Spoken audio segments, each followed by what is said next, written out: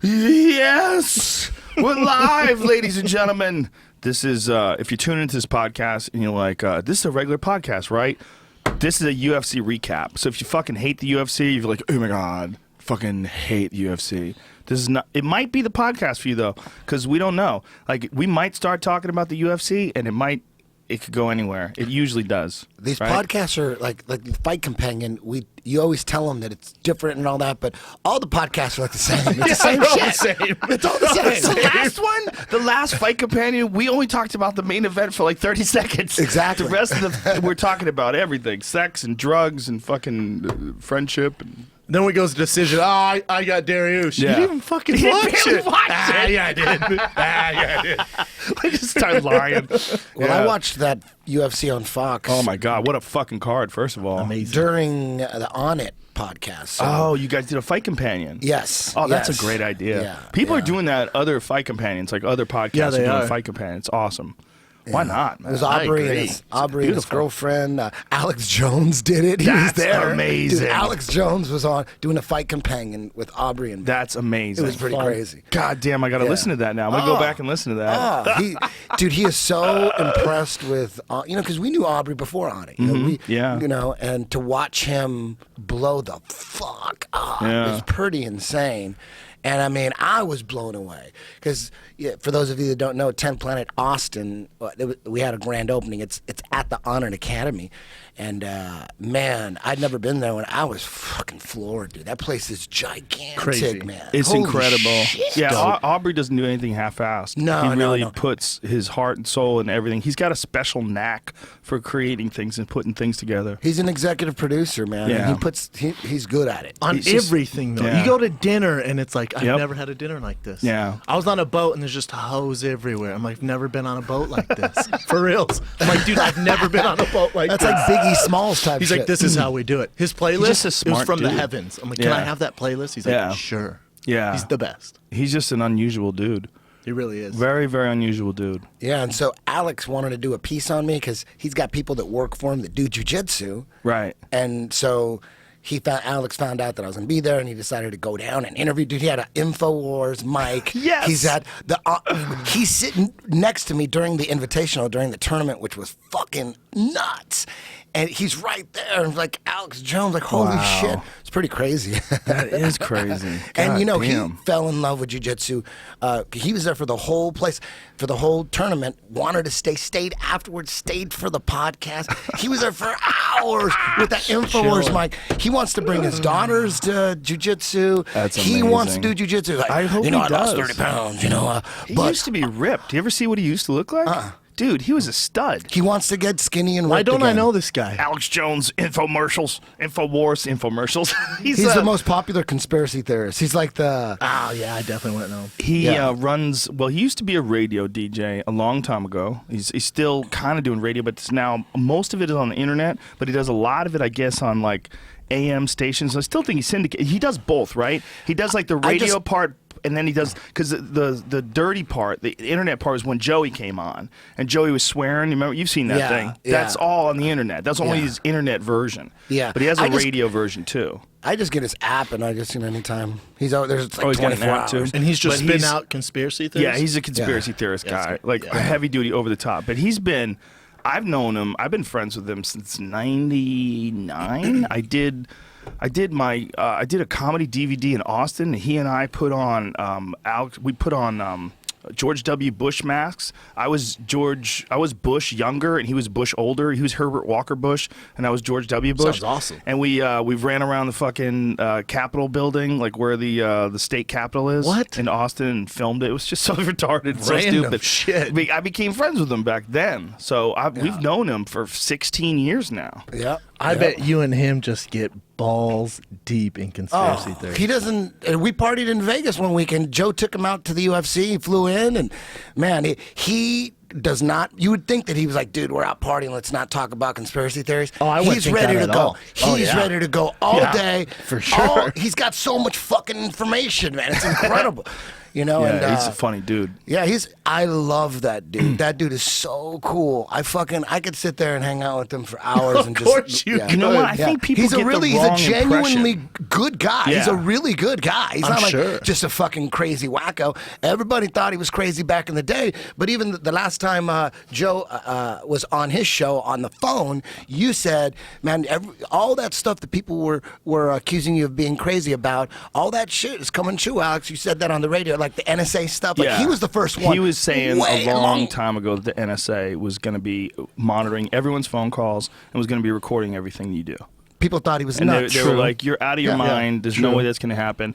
Also, one of the big ones that I found out from him was he had this video called 911 The Road to Tyranny, I think it's called. And a lot of it was about agent provocateurs. And what it's about is how they would go into a peaceful protest and they would send these people, whether they were cops or soldiers, whoever the fuck they were in government-issue boots, and they would send them into these peaceful protests. They would wear masks, and they would just start smashing things. So they would pretend that they were a part of the protest. So they'd go in the protest, they'd smash storefronts, they'd smash car windows, create havoc. Then the cops would move in, and in the case of the World Trade Organization, these agent provocateur guys, these guys that got hired to go in and start smashing shit, they all went into a house and waited.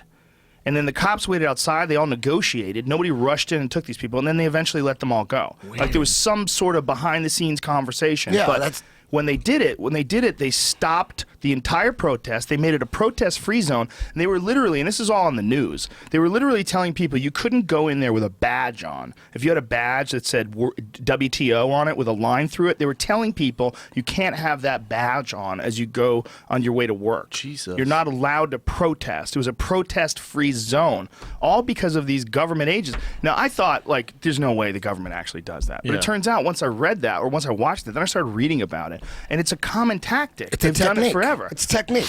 It's just like there's a bunch of CIA whistleblowers, ex-CIA agents. John Stockwell, for once, a YouTube search, John Stockwell, he's written books. He says that it's just techniques. The way they set people up, the way they create patsies. They'll bring in some crazy, extreme, radical people, and they go, okay, cool, you want to be in the CIA? Help us out.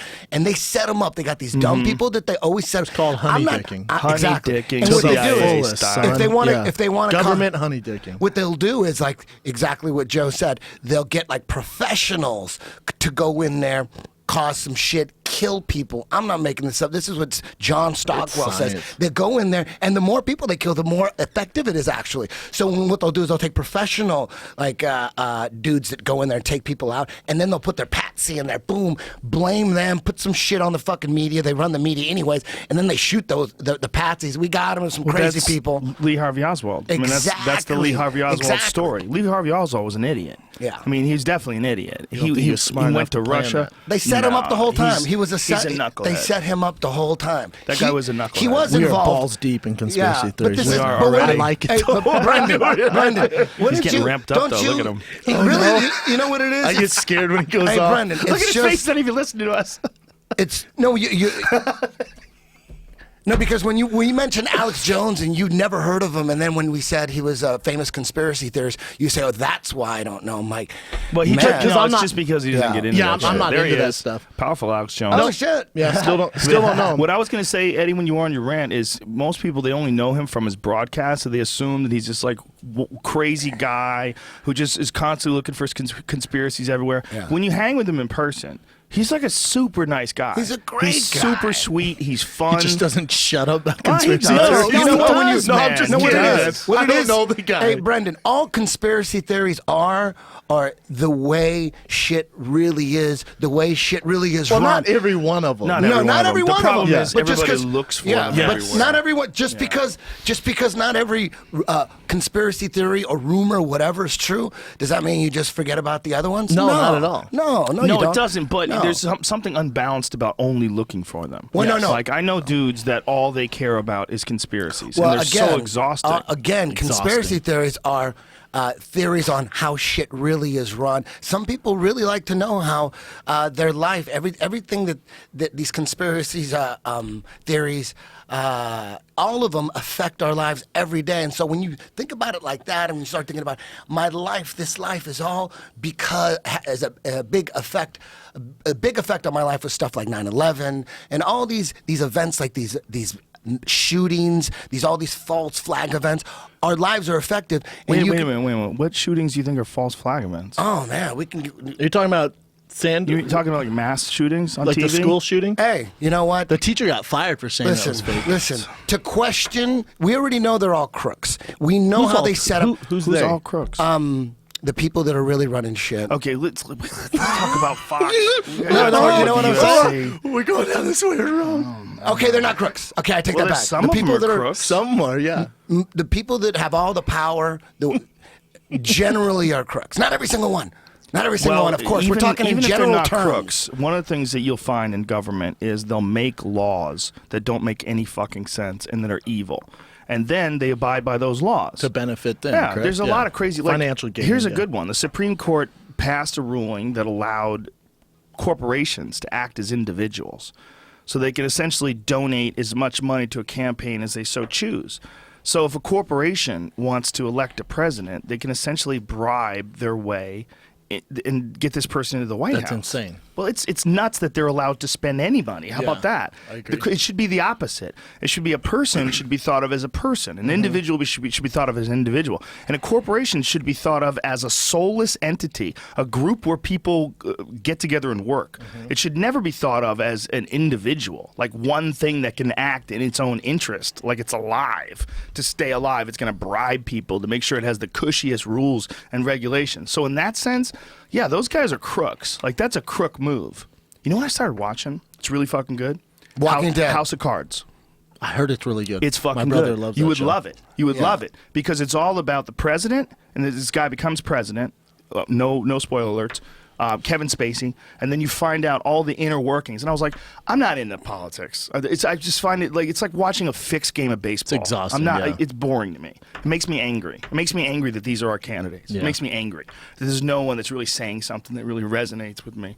Everyone is saying something that's inside the parameters of the Donald system. fucking Trump is in the Hold on, mix. You know. So they do this show, and Kevin Spacey plays the president. And he shows all the inner workings of like how deals are made and how they negotiate and all the behind the scenes stuff. That sounds dope. It's fascinating. It's fucking good because it's really good writing and a bunch keep of hearing creepy that. shit Yeah, goes on. I keep hearing that. You would love it, and I had to bring it up because I knew you would love it. And I almost Not a forgot. CIA stuff. All sorts of crazy, deep, dark, undercover shit. You would love it. You would love it. You'd go crazy. And, you know, probably a lot of it is the case. Like, who the fuck knows, man? Who the fuck knows? Maybe they paid Nate Diaz to go off on Fox. Maybe there's a conspiracy That was brilliant. there. Maybe his That was manager brilliant because what are we got together talking with about? the UFC. What is everyone talking about? Diaz. We're not talking about Dos Anjos. We're not Nate talking about Diaz went Overeem. off. We're talking about Nate Diaz. That was where I was conflicted. As a broadcaster, I'm so conflicted because as a Nate Diaz fan and as a comedian and as a fellow marijuana advocate, I was fucking howling. Yeah, you I wanted to loved go, it. yes, keep going, keep going. They're fucking screaming in my ear, Cut him off, take the mic away, cut him off. And That was the best post-fight speech I am ever, right? not about to cut him off. I'm not doing it. It was great. Sorry, I'm It was not pulling fucking that great. mic away. I'm not being the man. I They were love it. fucking screaming in my ear to Oh, shut I him off. can't I'm like, imagine. you're gonna have to fire me. I'm not fucking taking Whose the mic idea away was from it to him. let him even get on the mic? Me, everybody. It's what you do. He won. Well, no, he I'm- won and he looked amazing. I agree, he looked amazing, but we know it's fucking Nate Diaz. If I'm Fox, I'm like, all right, you can interview whoever you want. Don't give Diaz the fucking Well, mic. I figure they Great talked fight. to See ya. him. Listen, he had a great fight. I thought he was going to be chill. I thought he was going to talk about Michael Johnson. I didn't know he was going to talk about It's gonna Conor. be chill. Dude, this is how badass Conor McGregor is. 3 fighters called him out. 3 dudes. 3 fighters. 3. And you see his reply? Get on your knees get on and your knees beg. and beg. He's standing in front So of a convertible gangster. Rolls Royce. So gangster. I love it. He's so gangster. That's the fight. That's the fight, though. Yeah. Diaz is the fight. Well, it's a very good fight. If I'm Dana Yeah. White, I'm not saying what's the right thing to do. I'm saying if I'm looking for the biggest show, the biggest yeah. numbers, Oh, Diaz. yeah. Can you Oh, imagine yeah. that world tour? Oh, my God. What the fuck? And it's his first fight at 155, so you can sell that. Look at this. Line them up. with their hands out. On their knees with their hands out. I want them to beg me. In front and of he's a standing in front Phantom, of a son. convertible. That's a Phantom convertible, son. That's about $400,000 worth of car. Damn, dude. Damn. If he... Dude. This guy is so fucking unusual. He's so unusual. 3 dudes called him out. But it's so crazy that in MMA, it took, what, 15 fucking years of MMA popularity? I mean, MMA's 22 years old now? What is it? When did it start? 93, right? Mm-hmm. Yeah. So it's 22 years, right? That's not 22 years? We're both retarded. Almost right? 24. Okay, so let's think about that. In that time, in like the past, I'd say it's been really popular for like, since like the early 2000s, maybe? Not really, right? 2006? 2005. Okay, let's give it 10 years. So in 10 years of real popularity, this is the first guy that emerges like this. This first, like, superstar, besides Brock Lesnar. Brock Lesnar was pretty much a superstar, but it was a different thing. He was like a superstar coming over from the wrestling, so he just carried all those fans over that wanted to see if he could do it. And plus, you look at him and you go, Jesus fucking Christ. Like, that's the guy that you would have, when you think of cage fighting, you would think of a guy who looks like that. He's got a sword tattooed on his chest. Agree. Well, I mean, what the, it's not the best like sword. It's not a good one. Whoever did that. Whoever did that's an I asshole. love him, but right when he left, like, you got to see this dick I put on Lesnar's chest. It's great. Yeah. But Conor, there's never been a dude like that just all of a sudden everyone's talking about him. Everyone's captivated. I agree. And he pulls it off. That's the craziest shit. He goes, I'll knock. He bet Dana White that he would knock out Chad Mendes inside of 4 rounds. He wanted to bet $3 million. He called the round. He said second round. Yeah, he said second round. What the fuck? Well, it's the same thing he did with Aldo. He said he was going to knock him out inside of 2 minutes. We laugh at it. It's like, crazy. come on. He told Dustin Poirier, first world-class opponent. He's going, I'm going to knock you out in the first round. It's crazy, And man. everybody's like, what? Meanwhile, crack. Yeah, but there's some monster fights out there waiting for him. I just think if I'm Conor McGregor's manager and I'm doing what's best for his career, Frankie's a tough fight. I'm not saying he can't win it. Frankie's a very tough fight, and Dos Anjos is the toughest fight. That's the toughest But fight. then you got Diaz in the middle at 55, huge payday, great matchup style for Conor. That's Dude, the fight I take. First of all, how good did Nate Diaz look physically? Best we've seen him look. Ever. Ripped. Shredded. Full six-pack, looked in tremendous shape, and didn't even come close to winning in that fight. I mean, they were throwing down in that fight. Johnson was beat. He got beat inside the cage. If you listen to his corner, they go, don't quit. Stick with it. They're don't screaming at him. Quit. They're screaming at him. Don't quit. What the Yeah, fuck? Henry Hoof says that sometimes to guys. He yelled that out to Rumble. When Rumble was getting beat up by DC, he was yelling, don't quit, don't quit. That is not what you need to hear. Maybe someone needs to talk to him. He's a fucking fantastic kickboxing coach, but you can't even put that out there. That was never in my coach's vocabulary. Don't can't, quit. You can't put that out there. You can't put that out Do there. I look like I'm about to quit? He Oh, probably fuck. can't help it because it's probably what he's thinking. Well, he's probably thinking, don't quit. True, but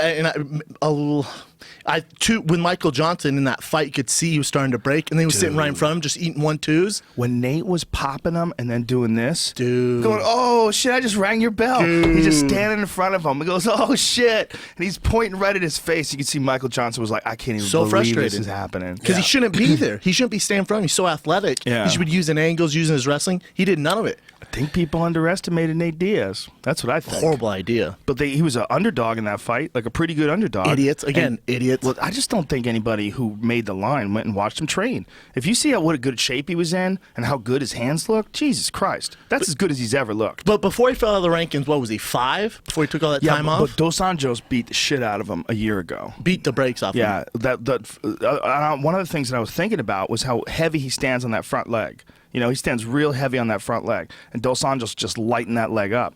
Correct. You know, he was lighting that leg up because Nate fights southpaw, right? Mm-hmm. And Dos Anjos fights southpaw. So it opens him up to that back leg kick, and he was just chewing up the outside of that fucking front leg. Conor would definitely be the favorite if they fight. It's a great fight, though. The Phenomenal shit talking. fight. Imagine the shit talking. Because Conor's not going to be able to go up to Nate Diaz and go, ah! No.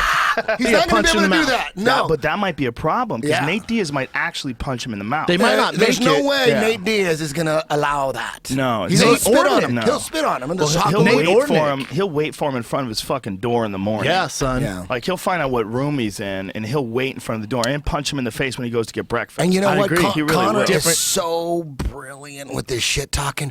What is he going to think of? Like for Nate Diaz specifically, is he going to go? Because he goes real deep. He goes right to the core. You know what I mean? He brings.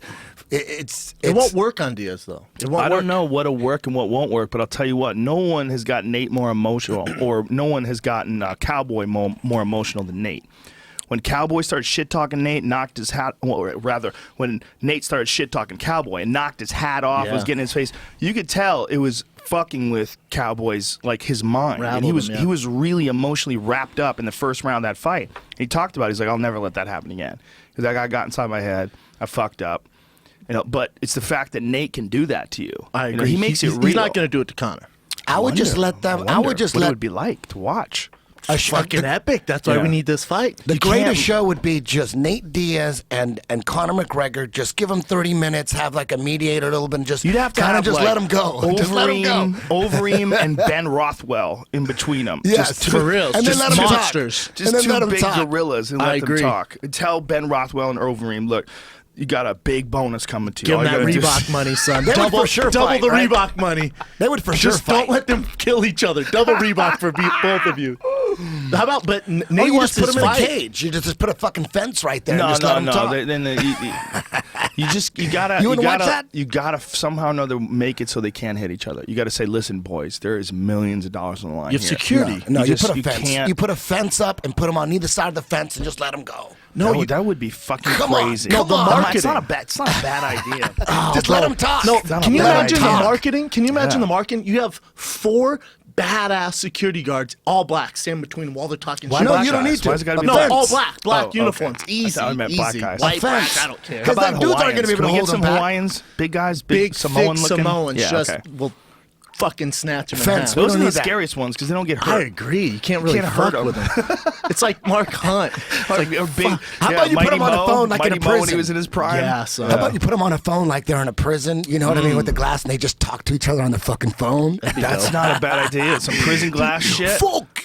That is actually a good idea. Eddie Bravo with 2 strong ideas in a row for marketing. I don't know if you can market the prison You know glass. why? You know why? Because you're the only one that's not high here. That's why. Me and Eddie, we're on the same level. I'm feeling his ideas. Can you imagine them screaming at the fucking phone? Can you imagine They Nate Diaz spill going, all over fuck you, Stockton, fuck you. Fox is gonna go. Yeah, let's fucking Joey post that. Diaz would be the host. That'd be brilliant. Come on. How would Joey Diaz start off the show? Oh my God, that would be hilarious. Dude, but Diaz wants this big fight because he's getting paid 20 and 20. Is that real? Have we? That's real. Have we sure? I'm positive. That doesn't. I make saw any the sense. payouts at the commission. Now he might have 20 and 20. undisclosed bonus, Right. but as far as contractually that we know, it's 2020. Now I'm not blaming the UFC. I don't know what his maybe I don't. Hopefully he's not in the tough contract. That's bad management though. That's horrible management. As big of a star as he is, that motherfucker should be getting at least 120 and 120 a fight. Yeah, I agree, and more than that probably. Well, that's why he didn't fight for a while. Nate Diaz is a giant star. Let me tell you this: when he went out into that arena, they went fucking crazy. Yes. That crowd went fucking crazy. When Nate Diaz is like raising his arms after every round, they went fucking crazy. Who are we talking about? Think about all the stars on the card. Yeah. Who's the number one most Talked about click guy right now? It's fucking Diaz. That one guy, well, his performance, first of all, was outstanding against a guy in Michael Johnson who's an up-and-coming lightweight who's been really on a tear. Michael Johnson's looked fantastic. Yeah. I thought his fight with Beneil Dariush was a kind of a questionable decision. He probably should have won it, yeah. Maybe you could see it. Maybe that way. I'm a Dariush Good fight. fan. I'm Yeah. a big Dariush Yeah, fan. he's a monster. Beneil Dariush is a bad motherfucker, but a fight is a fight, right? I agree. And why did Nate Diaz get that knee bar at the end? He fucking had it, and he had it. No, time was over, bro. Yeah.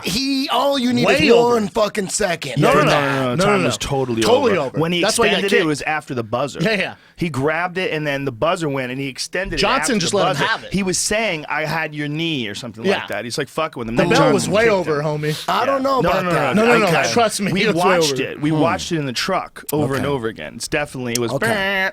And then he was all, Yeah. I love it. And then because I was like, why did Johnson kick him? And then I saw in another angle, the way I'm looking at him, I'm looking at them from eye height, right? So where my eyes are, that's where their body is on the other side of the cage. I couldn't see the knee bar. And I'm like, why would Michael Johnson kick him after the fight is over? And then I saw the whole thing. I go, oh, he deserved it. Because he 100%. He's holding it going. But he didn't hurt him. I think he was just fucking with him even further. Yeah, man. He was having a good time. Look, we're all talking about him, but I wonder how much I wonder if you can get fined. Because if you swear. 100%. Well, the FCC. I was asking someone online about this today. Because it's like radio. Like, there's rules now, and I think a lot of them got passed after Howard Stern. Because what happened with Howard Stern was, he got fined for questionable subject matter, which is fucking insane. And it was one of the weirdest moments in like free speech time, because really everybody should have stood up and said something about it. Every fucking magazine should have been talking about what a travesty it is that you're trying to stop a show that's on the radio that anybody could turn one way or the other, and he's not even swearing. He's playing within your rules. Yeah. But for subject matter, they were finding him like huge money. What was the subject matter? Like Farts? whatever. You talk about whatever. Anything sexual or anything they felt was offensive, they were getting him on subject matter. Super weird rules. You can say dick, but if I say I put my dick in your mouth, you're getting fined. Do you know you can say Jesus, but if you say Jesus Christ, you're not supposed to say Jesus Christ. Like there was a tennis match where one of the kid, there was like two people playing tennis, and one of them had to forfeit the match because they said Jesus Christ when they missed. Jesus Christ. Exactly. That's ridiculous. Like just saying that alone. Like, I saved it. It was a story from years ago, and I always wanted to do a bit about it, but I would get so mad when I would read it that I'm like, this isn't even going to be funny. Like, there's nothing funny about it. It was a blessing in disguise, though, because that was a big reason why he went to satellite radio. Right. I just got it I've had it for the last year. I love it, man. He just re-signed a 5-year deal. Oh, yeah. Huge deal. Such a good show. He has the best interviews. Yeah. His interviews are excellent. And he has, like, man, lately it seems like he's bigger than ever. He just keeps getting bigger. He's getting serious. He can't get any bigger. A-list stars to be interviewed. I mean, it's Diaz, crazy. So the point is that Diaz could get fined for that and for the late kick. I don't know. Well, he didn't kick him. You know, oh, that's right. Johnson kicked him. Correct. Holding that, and he didn't hurt him with that. So that's super questionable. Bullshit. But the swearing on the air, if you do it on purpose, I think you can get in trouble. I don't know what the rules are. I'm just talking on my ass. But I've been told, like on live radio, that if you chose to swear on live radio, if they went after you, they could fine you, and they could fine you a lot of money, like hundreds of thousands of dollars. Yeah, it's crazy. That's a bummer. Well, it's just dark, man. It's just dark that they could take money from you, and it goes where? Where's it go? Yeah, does it go anywhere helpful, or does it just get eaten up by your red tape fucking overrun system? You know what I mean? Where's that money go? You're just stealing money from me. You're going to steal it and then pump it out into this machine that doesn't make any sense? Even if they charge him, I don't think he's going to get fined. Let's say they fined him $100,000, but he gets the Conor McGregor fight, it's worth every penny. Right. It's brilliant. It's brilliant. Oh, yeah. It's probably worth There's a lot a reason more than that. 3 dudes are calling Conor out, because that's the payday. That's how the about cash cow. His brother with the pot charge, they fined him $165,000, and then they kept him out of fighting for 5 years. That was the rule. Silly. It's insane. It's beyond silly. It's silly. Where do you see Tony Ferguson in that mix? I could see Tony. Oh, he's right there. After the Barboza fight? I could see Tony and Cowboy. Dude, he beat Barboza. Yeah. Holy shit. Dude. He finished beat him. that. People are scared of Edson Barboza. No one is confident when they go into that fight. They're like, oh, shit. He's got, in my opinion, the fastest kicks I've ever seen. Barboza? In MMA. Yeah. 100%. He's so fast. His switch kick off his front leg. Amazing. It's the fastest switch kick I've ever seen in my life. I've never seen anybody faster. He's like a 130-pound Taekwondo guy, like a little tiny Korean guy that moves like lightning. That's how good he is. Like his switch kick is it's insane. It's like, it's so fast. I could see Tony and Cowboy fighting. Fuck yeah. That's a phenomenal Yeah, Tony's ready for those guys right there. Oh, 100%. Yeah. I said 2016 is Tony's year. Yeah. I think he's a guy where everyone's like, fuck, I don't want to fight that dude. He can't sleep on Nurmagomedov either. That fucking guy, if he can I'm get sleeping healthy, on him because he's not healthy. but if he can get healthy and he could figure out a way to That's stop a big getting if, injured brother. like he does, It's a big if. The last one was a rib, which you can't really control, but the knees, he's done his knees a couple times now. And I think he's done his knees after surgery. I think he hurt his knee, got it fixed, and then hurt it again, which is never good. So people are a little bummed out that he's he hasn't been in motherfucker. action. If he's healthy, remember, he slammed the champ around like a Dos fucking Anjos, he broke ragdoll. He just tossed him around. Just did whatever he wanted to once he got a hold of him. He's a nightmare. If he gets healthy, they're all fucked. It's almost though like he's too tough for his joints. You know, it's almost like his style's so hard, and he's got so much fucking strength and technique, and there's so much torque. Like when he ragdolls guys, it's a very unique kind of ragdoll. Explosive ragdolling. It's also he's ragdolling guys that no one ragdolls. I agree. Like when he ragdolled Dos Anjos, that was like, whoa! Like I ain't never seen anybody do this to Dos Anjos. It's insane, man. Clay Guida beat him, but he got a broken jaw, and Clay finished him with his jaw broken. Because remember, Clay was doing like an arm triangle. Yes. And he had a broken jaw. And This is the Russian you're talking about? No. Dos Anjos. Dos Anjos. Oh. But that was in Denver. No, but against who? I think so. We're talking about Nurmagomedov. Okay. Habib Nurmagomedov, the way he ragdolled He beat Dos Anjos. Beat him. He just threw him around, man. Beat his ass. Threw him around. How long ago was that? 2 years ago? 2 years. The champ? The champion? Yeah.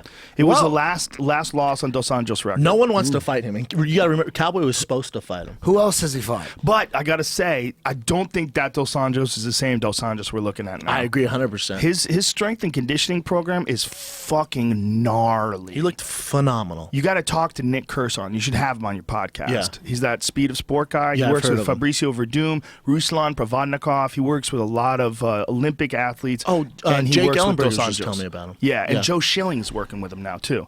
He has these guys doing all these crazy plyometric drills, Everyone crazy swears by sprints. him. Everyone swears by him. Yeah. Dude, I'll tell you, I had this guy in and I talked to him and I was super impressed. Brilliant, huh? Super impressed with his knowledge, with his understanding, and with his philosophy. And I was like, what is the big difference? Like, what's the most important thing? He's like, foot strength. I was like, whoa. He's like, it's all about covering distance and all about the ability to move and balance in movements. And it's all about figuring out how to close the distance quicker. And he was saying that when he fought Pettis, Dos Anjos was just that much quicker at every exchange. He pulled the trigger that much faster, landed that much faster. And he's like, and over the course of a fight, even though he's only that much better, over the course of the fight, that adds up. You get fucked up. And that's what you saw last night. Dos Anjos was just jumped the gun. He was just there. I think it's a combo of things. I think talking, knowing Cowboy as long as I've known him, he just, and he even said it in his post-fight interview. He just said, listen, I didn't show up, and in this business, when you don't show up to work, you don't feel like fighting, you get your ass whooped. So I think it's... He didn't feel like fighting? He said that? Yeah. He said that? Yeah, he's been there before too, man. He's been there before, and he ended up KOing dudes. Cowboy's always had a problem in the back. The reason I didn't like this for Cowboy is because of the time off. Cowboy's an active guy, so he didn't have to think about it. You give him 6 months, that's trouble for Cowboy. You know, man, I don't know if any of that would have mattered the way Dos Anjos pulled the trigger. I agree 100%. I think Dos Anjos looked phenomenal. But I do have to say that there has to be some sense made out of when fights get stopped and when fights don't get stopped. I'm not saying that fight shouldn't have been stopped, but I am saying that Chris Weidman versus Luke Rockhold should have been stopped. I agree. I think we have to figure out what is the when. What's the when? I mean, I don't know when it is, but I felt like Cowboy was covering up and eating shots, and although I'm not unhappy with the stoppage, like I didn't protest it, I was like, man, I don't know. It is for a title, but referee's there. He sees what he sees. I don't. There's a giant difference between doing that and then what was happening at the end of the round where Rockhold was mounted on Weidman and just beating his brains in. I agree. That was bad. Well, like, that felt to me like I was like, Jesus Christ. And I think I even said, what does it take to stop a fight? I agree. Because how many shots can he take? The thing is with Cowboy, why Leister Bowling, I talked to his coach, Leister Bowling, and he goes, man, you think it was stopped early? And I said, I don't, because Cowboy's been in the game long enough. He knows when he's in turtle like that and he's getting punched, Cowboy knows, man. Right, they're going to stop. They give you a warning. Do something or I'm going to stop the fight. Right. If Cowboy would just roll to guard and manage distance or grabbed him, and controlled him, the fight would have carried on. But when I don't see Cowboy responding, I don't want to say he wanted out, but he knows what's going on. Trust me, shit like that happens. So when he's covering up, you think what he really should have been doing is moving and scrambling. He should just roll. So by just standing there and covering up, he basically invited the stoppage. Yes. I'm not saying he wanted out. He might have been hurt. He probably was hurt. And it's kind of like, man. Right. They come in the back, they go, listen, if I tell you to move, I'm close to stopping it. Right. And you can hear it clear as day. Like my last fight with Travis Brown, I turned to the ref, I said, I'm fine, because I know where it's going to get stopped. I know when I'm in trouble and they're about to stop it. I turn to him, I go, I'm good. It's tough, man.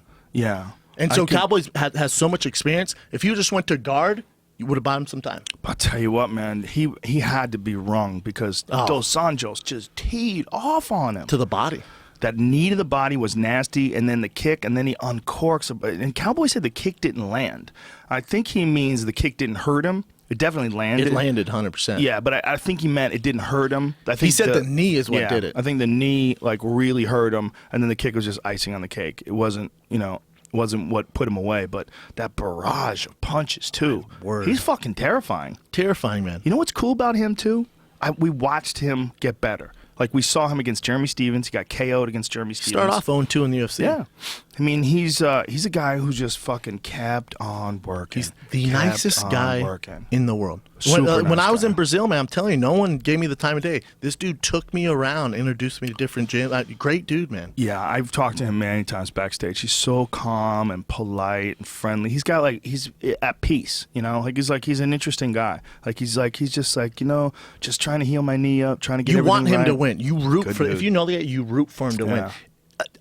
Not that I took heat, and I say this whether they're Brazilian or not, I say the X factors, and this is everyone. And it's not Dos Anjos. I never said Dos Anjos was on stuff, but to me, when I was picking Dos Anjos and Cowboy, I said the X factor is if someone was taking shit, we're going to see different fighters. Now, that could be for Cowboy or Dos Anjos, but that's all around the board. I'm not saying anything that's new. If steroids wasn't an issue, performance-enhancing drugs wasn't an issue, the UFC wouldn't have implemented the strictest drug testing ever in the history of sports. It's true. And I want to say something without implicating anyone, okay? Because this subject gets brought up a lot. And people are always like, you guys are talking shit and you don't know what you're talking about. Let me just say that everyone behind the scenes, all the trainers, all the coaches, all the managers, everyone is having this conversation. Yes. These conversations that we're having on this podcast are not unique in that sense. These are not ideas that we have. These are not theories that we have. Look, Jeff Nowitzki is sniffing up these dudes' asses, and he's not playing games. And why do you think that is? Because the UFC was like, you know what, let's just make it the strictest drug testing of all time. Hell no. There's a real problem, man. Well, there's definitely a real problem, or was a real problem, but the idea that it's only us that's talking about it is crazy, because we're the only one who's talking about it like as publicly as we do, but behind the scenes it is a constant conversation. Anytime I talk to anyone in the game, it's the conversation. When we get done here, I'll have texts from coaches, other fighters. And we can't even name names, or there's sometimes people come up to us and they'll say someone's going to have a hard time because he's off the shit. 100%. And then they'll go in there and they'll get crushed, and we'll go, whoa, this is nuts. And the thing is, with Aldo, I took so much shit for that. You got to realize he was the fighter at the present time when we're talking about this. I'm not singling out Aldo. I never said Aldo was on steroids. I said there's some things to me that were suspicious. What he's done for the sport is great. He's one of my favorite fighters. He's phenomenal.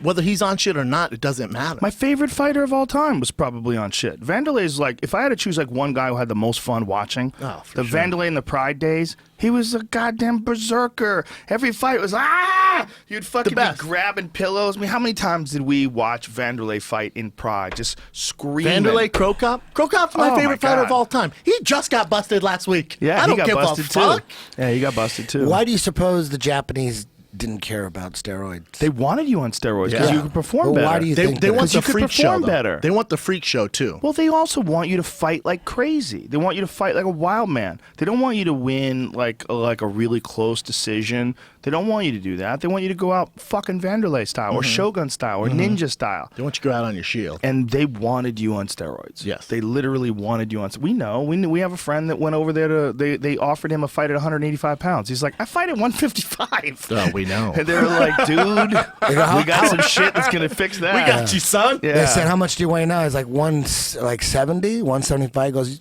you have a good frame for 185.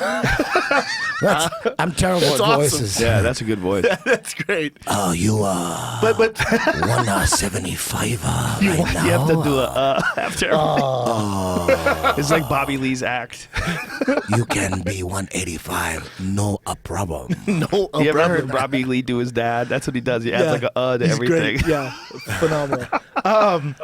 But you want to talk about PEDs, especially when you talk about Overeem and Dos Santos. Oh yeah. Listen, man.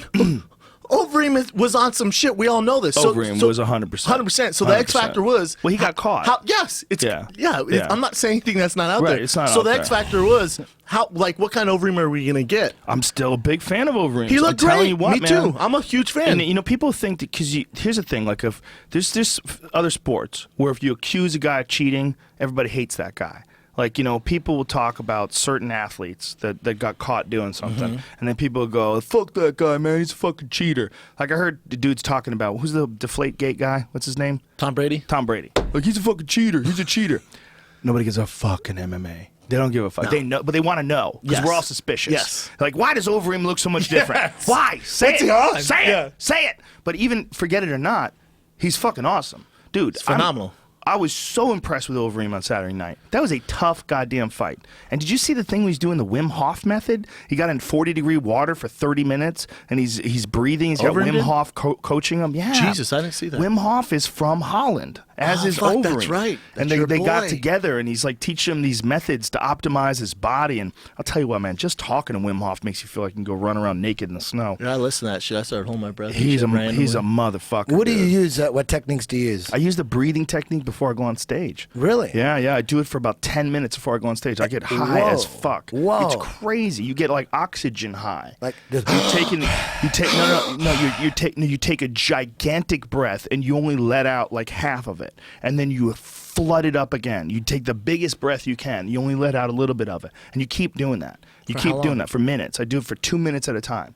And then you stop. I mean, you're just like before high you go as- on stage? Yeah, like 5 minutes before or so, like right before. so easy, and yet I'm so awesome. lazy. It's so easy. It's the easiest shit ever. Yeah. It's not like special weird Hickson breathing. gotta It's stay just on it. gigantic breaths. That's it. I Can do you it- do the easiest shit for 3 minutes and still I don't do it? I do it if I start feeling sick too. If like I feel run down or something like that, I'll do it for a few minutes. I'll just sit down, do it for like 2 minutes. You know what? I really started doing it seriously too. I started doing it after you and I talked about it on the phone. Where you go like, have you been doing that Wim Hof method? I go, nah. And you said the same thing. We're so lazy. Yeah. It's so You started easy. doing Nobody does it. I said, yeah, you know what? All right, I'm going to start doing it before shows. I'll just do it before shows. And, oh my God, I love Dude, it. I had a dude off Abbott Kenny, big dude, bald. He goes, bro, listen to Rogan's podcast with, what's the dude's name? Wim Hof. Wim Hof. He goes, hey, man, what are you doing tomorrow morning? I'm like, I got shit to do, man. He goes, well, every morning at 4:30, we meet on the beach and we do these breathing techniques. Whoa. Yeah, cool. See you there, man. Good luck at 4:30 a.m. Yeah. Huh? Fuck no. Oh, can you schedule me for never? Yeah, I'm not coming, man. Why don't you get in the water, pussy? Yeah, I think they do. I think they do. Yeah, Oh, they do good that Lord. breathing That shit. water's And then so cold. That water in the Pacific in the feels winter good is though, so man. cold. It feels fucking Oh yeah, refreshing. it's good. I don't like water in my eyes though. Does salt water fuck with your eyes hardcore? No, yoga does. That's interesting. In it, the Probably sweat. hair care products. Do you have hair care products in? No, For real? No, I don't. Yeah. Okay. I don't. I But do if that you on do, purpose. Yeah. You know what used to fuck with me hard, dude? When I used to do Fear Factor, I used to wear sunscreen on. So I'd have sunscreen on my head, and then I would go on stage that night, and the sunscreen would drip because I would sweat on stage. That The makes sense. sunscreen would drip in your eyes, and it's fucking fire. It's awful. That shit burns. It's really bad for your eyes too. Like you Can't can be actually good. fuck with your vision. It's super bad. I for feel your like I eyes. sweat so much during yoga, all the sweat gets in my eyes. So for for like the next day, I'm like blinking trying to get it out. Yeah, I don't no, know I- if that's normal. Or, No, I definitely get sweat in my eyes. Yeah. But sweat is like so much better than sweat with sunscreen. yeah, it's gonna burn. Yeah, man. I think that that whole getting in the ocean thing is probably something people have been doing forever to refresh their body. Like I Oh. think it's instinctive. Like you know how they do those ice plunges? Those people, those Yeah, my polar aunt bear does it. people. She's part of the Polar Bear Club.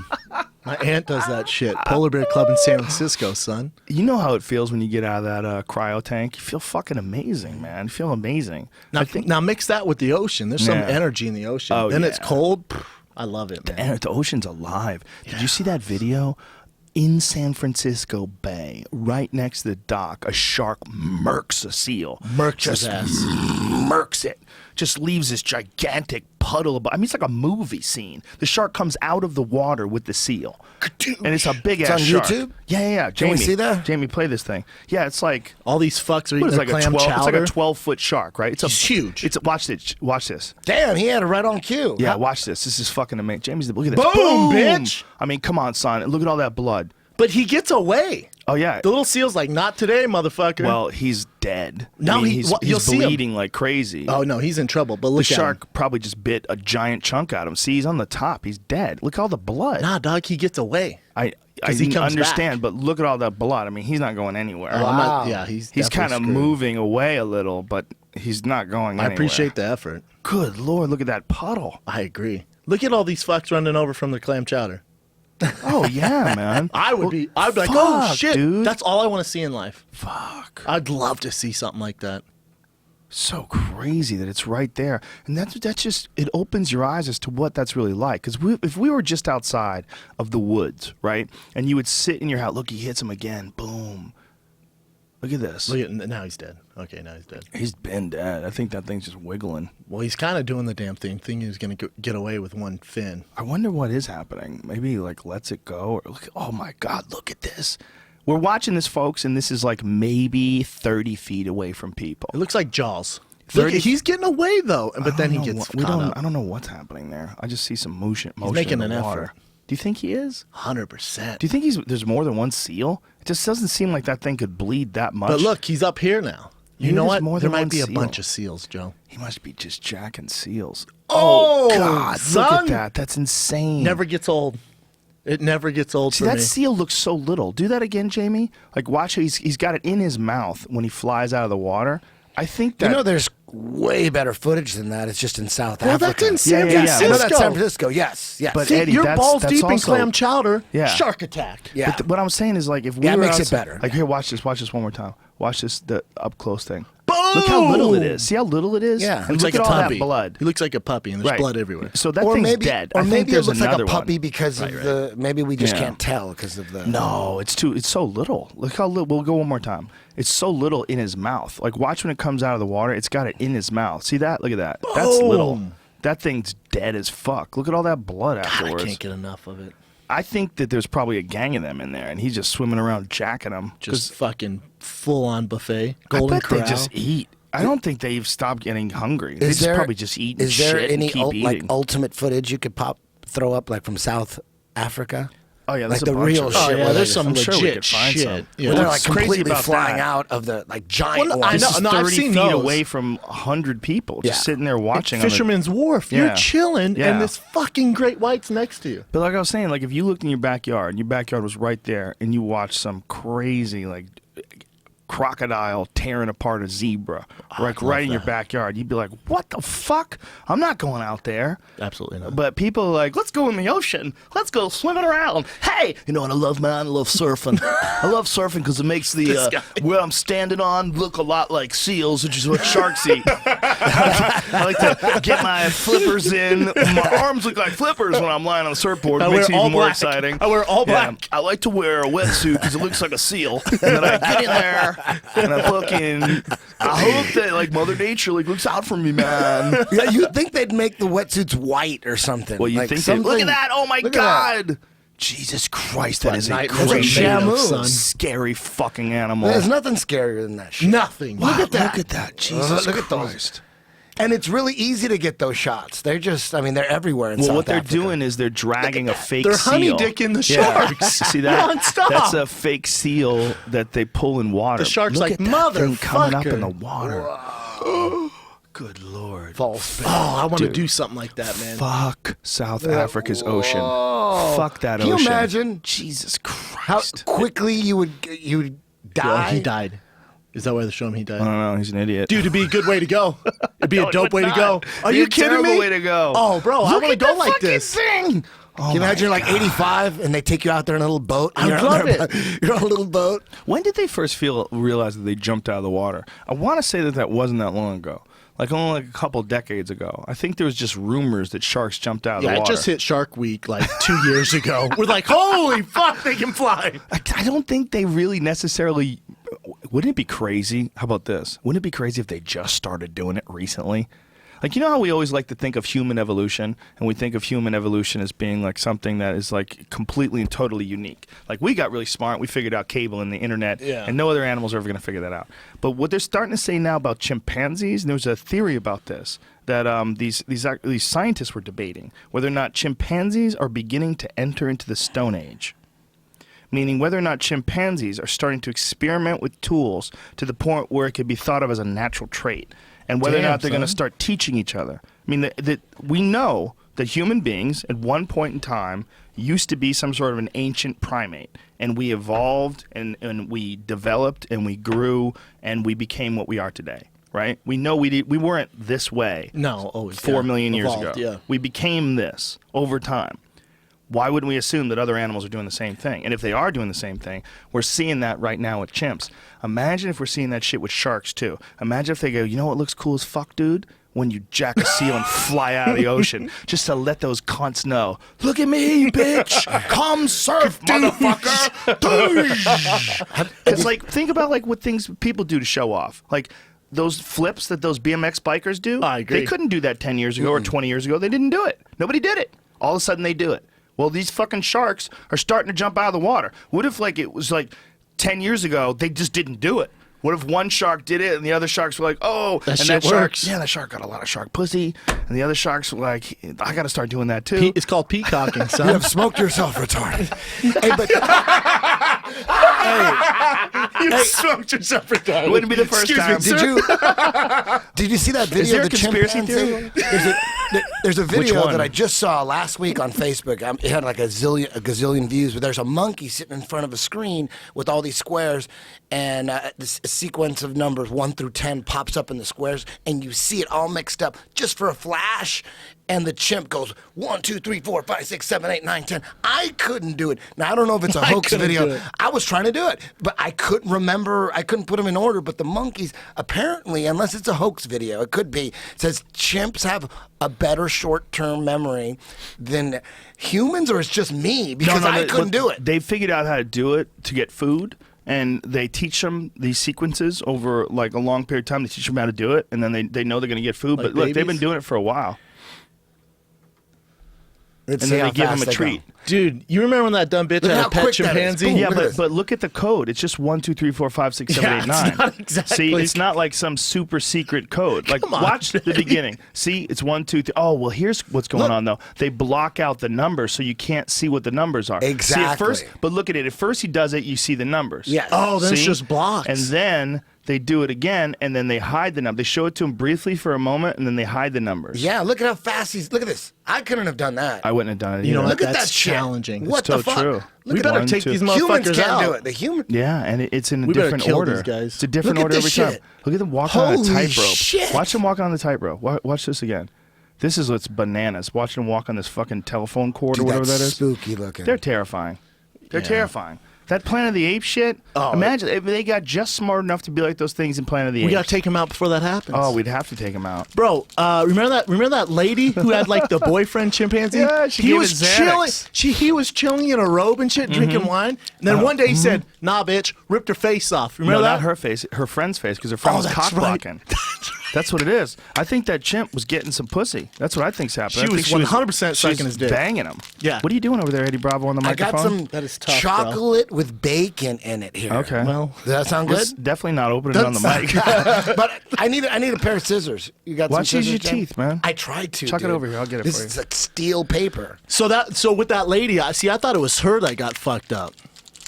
Oh shit. Powerful teeth by Want Joe those? Rogan. Bite in there, man. Bacon- I'm bacon good. chocolate. I'm good. Let's just take that wrapper off, though, so it doesn't Oh. make everybody get angry at us Let on me know Twitter. how it is, Eddie. So the friend was cock blocking. That's what it was. So the friend came on and was like, "Oh, what's up, chimp yeah, in a and robe? she's like, That's I'm cool." trying to get my dick sucked, and he went crazy Ripped and he her- attacked did he her. rip his face Yep, off? He ripped her face off. I wonder if she like said, "Hey, you get out of here." If she got threatening to him Beat or it, something like chimp. that. I wonder like if there was like an exchange, or if he said, "All right, enough of this cock blocking. I'm just gonna pull this bitch's eyes out." He had a robe on, bro. I think he had a diaper. Robe and a diaper. Did you see the picture of him in a robe? She like dressed him up and shit. Jesus Christ. And then finally he was Can like, we "This see is this? some." I want to see this. Well, there's pictures of her too. If you want to get Ooh, really she sad. got fucked. Didn't he like rip her face and Tore her like face titties apart. off or something? Tore her face apart completely. And then the chick's on the phone, right? Going like she's Yeah. crying. Yeah, She's yeah. like, my fucking monkey just killed my he was friend. 200 pounds. He was huge. I mean, he was eating. He slept in her bed, I Yeah, thought. he slept in her bed. She gave him Xanax, and she gave him red wine. So even if he wasn't fucking her, which he probably was fucking her, 100%. he had a giant dick, a giant chimp dick, and Good giant piece chimp on balls, him. and he's Yeah. probably horny all the time. So maybe she just jerked him off every now and again. You know, maybe who knows what the fuck happened? But that chimp was like her companion. Like he loved her. That was her man. Yeah, it was her man. And then he ripped her needs friend's affection. face off. We're like, he's like, he wasn't It fixed. doesn't matter if that happened. He wasn't fixed. No, so it's a wild chimp person- in a robe. Think of a dude, a horny dude, and he's cuddling with this girl all the time, and he's never getting any pussy. And then a friend comes over right when he thinks he's about to get the pussy.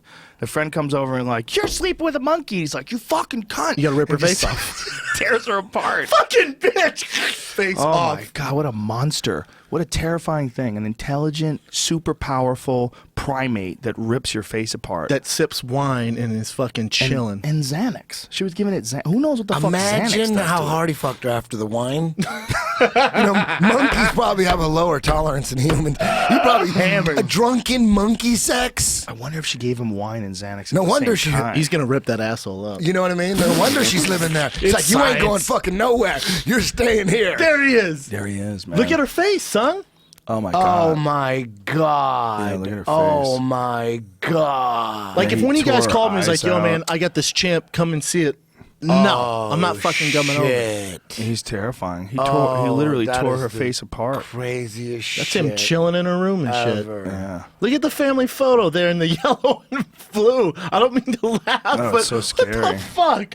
What kind of crazy bitch is this? Well, you know, people are allowed to have wild animals that they shouldn't be allowed to. They just haven't changed the laws in certain places. There's actually a documentary called The Elephant in the Living Room that's all about people that own wild animals, like dangerous wild animals. And there's parts of the country where you could just, like Ohio, there was this guy that had a bunch of them. He had tigers and lions and elephants and shit. And then he opened up the gates and shot himself in the head. He was like, fuck this. Open the gates, let the animals out, and then fucking iced himself. And so the cops came, and the cops had to just start shooting these animals. They had to find them yeah. and shoot them. But they're all Jumanji. they're just wandering down the street. They don't know where the fuck they're going. They've been in these fenced cages their whole life. That's horrible. Oh, it's so crazy. Dude, how about the kid who his parents, or I think it was his mom, owned like a crazy snake pet shop, and he committed suicide by letting a cobra bite him. The cobra bit him 8 times. That's how he committed suicide. Jesus Christ. Some gnarly shit, man. Again, good way to go. I don't know about all that, dude. Well, I'm just saying Honestly. gangster way to go. Gangster, yeah. It's insanely painful, I think. Damn, Yeah, that can't be good. Speaking of suicide, have you guys, dude, seriously, you guys got to watch Soaked in Bleach. Dude, I've seen it. What Oh is my it? God. What is it? It's the brand new Kurt Cobain documentary about Courtney Love. Courtney Love did it. She did it, dude. He's What do got you mean tapes. she did it? Dude, Watch this. She killed him? Is that She what you're saying? hired, Yes, 100%. dude, in this dude, it's this. If She you say hired. dude one more time, the internet is going to explode. They're gonna freak out on you. They're gonna Man, rip your it's face so off like a mind-boggling. chimpanzee. It's so mind-boggling. Here's the thing that people do. history is going to be rewritten on how a Jimi Hendrix type, rock star. It's been got out for a killed. while, though, Now already. they got to change. No, this year. It came out this year, 2015, dude. That's think one so, of those. brother. No, I saw it a year ago. 2015. That's one of 100%. those stories that is so 2015. crazy that when you start telling people you have to dude them up just to get them prepared for it. Dude. Right? You got to prepare them. You got to dude. How bad is it? Dude. Bro, Dude. I agree. Dude. You almost Yeah. like with all your dudes, I get like more and more prepared for Is craziness. it 2015? Yeah. But what they do is they have This dude busted her out. they have the private investigator that Courtney hired to make her look good, but she just went through the yellow pages and hired a motherfucker. She hired like the detective, all detectives. Right. What was going And he's down the guy is who Kurt speaks on this. Cobain. Kurt Okay. Cobain had her sign a prenup, and Right. this is all real shit when you Correct. watch this. He was divorcing her and writing her out of the will. He was in the process of writing out of the will, and since she signed a prenup, she wasn't going to get that much. And she was totally fucked up on heroin. He was trying to clean his shit up, according to this documentary. And then, if she had something, it appears that she had something to do with his murder. It 100%. appears based on that documentary. It fucking dude. They got dude. Here we go again. Dude. Dude. When he shot himself. Yes, when he shot himself. Okay. When you Are they saying he didn't shoot himself? No. They're saying he did, but they're saying he didn't do it because he had too much heroin in his body. How much heroin they found in his blood system? He couldn't operate a gun. There's no way he couldn't pick he it had up and enough shoot. heroin in his body to cause 10 overdoses on people. It was just like it was crazy. Well, let me ask you this: is it possible his tolerance was so high that he could just do it when other people? Well, when you listen to all the shit that's private, she hired a private investigator to find this missing Kurt. We don't know where he's at. He bought a shotgun and he's suicidal. She was just putting it all out there, and from day one, this private investigator started taping everything. Goes, this girl's full of shit. She was calling like TMZ and leaking all this stuff because the private investigator. There was no TMZ then. Well, she was calling like the MTV. Whatever. Courtney was calling MTV saying he's suicidal. She bought a shotgun. Because the detective was like, "How the fuck is this getting out?" And then he traced it back to he's like, "This bitch is releasing it." And then with the evidence, the way he shot himself. If according to how he would do it, that they found him, the way the shotgun shell fell is all wrong. It should have fell the other way. Even beyond that, though, all the taped conversations, he taped everything, mad conversations. Him and her lawyer, him and her, and this is the shit she would say. She'd be all fucked up on heroin. In her voice, would say, "See, they're supposed to be looking for Kurt, but she knows where he's at. She's calling the rehab 13 times a day, and he won't take her calls. She's freaking out. She's going to get written out of the will. She needs his ass dead." That's the way it looks. She says shit like this to the private investigator on tape. She'll say, "My album's coming out, and I started this rumor that I had an OD." She's saying this. She goes, "But where should I go with this? Should I say it was an OD, or should I say no, it wasn't an OD? That was twisted. It was actually me being suicidal because I can't find Kurt. What do you think?" And the private investigator's going, "I think that's a really, really bad idea." She goes, "But it's publicity. It's for my album." It's one of the best documentaries I've ever seen. It's amazing. It's amazing. It's all on tape. How about their own daughter didn't invite her to her wedding? She got married and didn't. Too. Look at him. The daughter got married, didn't invite her. It. It's a little. They do a little bit of a. Not mockumentary, but there's some reenacted scenes. Yeah, they do that. Yeah. No, they do. It's everything. It's I agree. That's a little nasty. I agree. No, you fucked this, Jamie. No, but it's not this. It's a doc, dude. Make no mistake about it, dude. It's a documentary with evidence.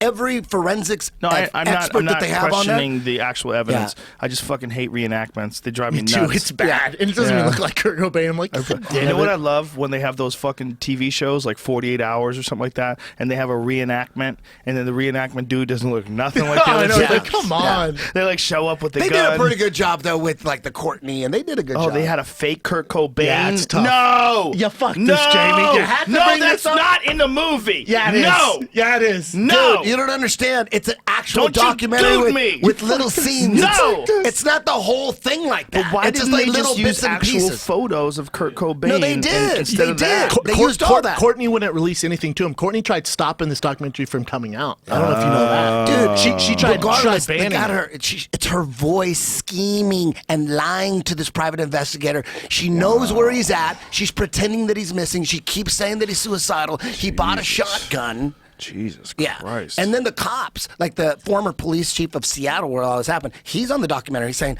they got to reopen this thing. They want to reopen all the of case. them, all the my forensics. God. Yeah, this they is want to true. reopen. Even sober Jamie. I have to turn to sober Jamie. Yes. They talked to a really good a detective. I think he's from L.A. or he's been in a lot of major cases, and he's essentially the head. He wrote the book on how to look at a murder investigation, and he's saying, look at this case again. And why they don't is a little corruption in the Seattle police department. She was paying They did a it lot of all people, wrong. man. They did it all wrong. He said usually for them to say it was a suicide, there's like all stuff that goes into it. They literally like, nope, suicide. And even the detective was like, what the fuck? That quick? No one's going to do any research? Well, how do you It's the go same day. about bribing cops? How Dollar do you bills, son. But can you just do that? Like, if a high-profile case like that, where Kurt Cobain commits suicide, who the fuck would she talk to hook up some sort of bribery? How do you do something like She that? was a The cops gazillionaire, dude. Hold on. It was a lot of dumbness, just a lot of bad procedure and a lot of circumstantial dumb things that happened. Sort of like the John Benet Ramsey case where they just fucked up the or the murder OJ case. thing. Like they Right. fucked up a bunch of stuff Right. and evidence, and then finally like, it's a suicide. Well, the head detective, the guy that was in charge of everything, he soon got fired or quit forced to quit for some other scandals. He could have easily. She was known for paying people off. Oh, she was just giving people cash. crazy. So as he fuck. got in trouble for other shit as Yes. well. He was a crooked. So he's Well, gone. The guy in too. charge, the guy who didn't want to look into anything. There was a private investigator, the guy who put the shit together. He went to the lead detective. He was a former cop, this private investigator. He knows proper procedure. He goes up to the guy and says, "Hey, listen, I've been I was hired by Courtney Love. I've been on this case for the last month. You need to talk to me." And I got a lot of shit. And the guy didn't want to talk to him. Wow. He wouldn't talk to him. That's true. Like that. I like your it enthusiasm. seems like Dude, the head you're scaring detective. me. I don't want to watch that. Oh, now. dude. Oh, no, you I'm wanna scared. watch Like, it. what if I Oh, yeah. run into her somewhere? We're gonna have to kill her. Dude, I think the world is going to Sorry, turn on her, dude. I know. The Let's world get is her going to champ. turn on her, dude. Let's get her the champ. world is going to turn on her. Thank God this is a comedy podcast. Oh, I know, right? Yeah. Let's I send don't her a think the champ. world is because we're just finding out about it. It's been out just for a coming while. out. But it's, When did it come out? I saw it on 2015. a laptop. But that's a while now. It's ago. almost over. 2015 is becoming You know, 2016. no, and they just made it available. We're talking on about Netflix. it now. They Hold just on made a it second. available. On What's Netflix. that, channel? I heard about it on the OP channel earlier this year. They interviewed the director. How long ago was this? The summer, See, that's what I'm worried about. but it just Like- hit Netflix just now. So that's why Okay. Yeah, everyone it can just see hit Netflix. Well, that might just be it. Netflix is the motherfucker of motherfuckers Yes. when it comes to spreading shit. and then JRE. I mean, we're talking about it right now. Go oh check my it God, out. that's right. We're talking about it on the JRE. I said we send a chimp the to her show. house. A horny chimp. Just a chimp in a robe with a fucking jug of wine and a bottle of pills. Dude. What's up, bitch? And a bottle of Viagra. And a Nirvana shirt. And Just a what's cold up, bitch? blue steel Oh, chimp shit. dick. Oh my God. With the one with the baby in the water. That shirt. Fucking epic. Man, I can't believe you really think that she. You know what's crazy to me? I mean, I've done my best, and we've all fucked up in life, but I've done my best to try to avoid total nightmare type relationships like that. Oh, for like sure. that seems like not just a nightmare relationship, but a nightmare, if that is true, with a completely insane person who's willing to not just fake things for publicity, but possibly, you know, they're insinuating, allegedly killing him. Right? There's a lot of jealousy there too. But look at a brilliant fucking musician he was. Oh, it's amazing. It just kills you, the idea that some unbelievably brilliant guy gets shacked up with some knucklehead. Like, that's what always drove everybody crazy about Yoko Ono and John Lennon. Like, how? How was that the wedge? I don't know if that was the wedge in the Beatles. We weren't there. I'm just guessing, but that's Still, what everybody though, says. Is there any way you could pick a hotter How? girl? Eddie didn't even talk about the suicide note. Oh, the Oh, suicide check note. this out. Check this out. Preach, Eddie. The suicide note that was supposedly How found. dare you, Jamie? It was Bring it like back. the first half of it. It wasn't even about. It was like about his music and all this shit. It didn't sound like a suicide note. Then at the end, she pieced it together, practiced his signature in her backpack. They found her practicing. She wrote that shit. Oh my God! So a lot of it was other stuff, and then she I wrote love at the you. I love bottom. you. I love you. He was divorcing her and Yeah. writing her out of the will. Yes. He was divorcing her, and that's a fact. Talking about leaving Nirvana too, supposedly. Yeah.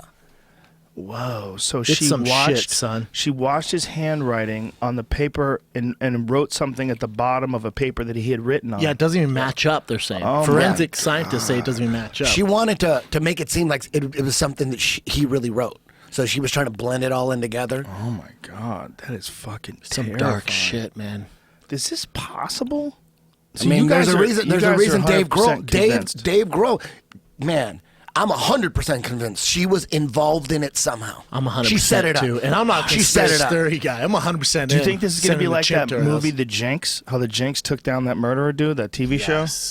Yes. You think so? Man. How crazy would it be in our lifetime if all of a sudden Courtney Love winds up getting arrested and convicted for Kurt Cobain's murder, and then you start thinking about all the guys that publicly dated her, like Ed Norton. Ed Norton. That's right. That fucking guy was dating her after the suicide. Alleged suicide. A lot of rock stars. Billy Corgan. Yeah, he dated her Twiggy too. Ramirez. Yeah. Damn. Well, didn't was all Billy over the Corgan place. have a giant falling out with her after, like, he helped her write that one brilliant Well, album? her first album that Kurt wrote. That's a Nirvana Which one album. is that? Which one is That's that? the one with, what song is in it? Doll Parts.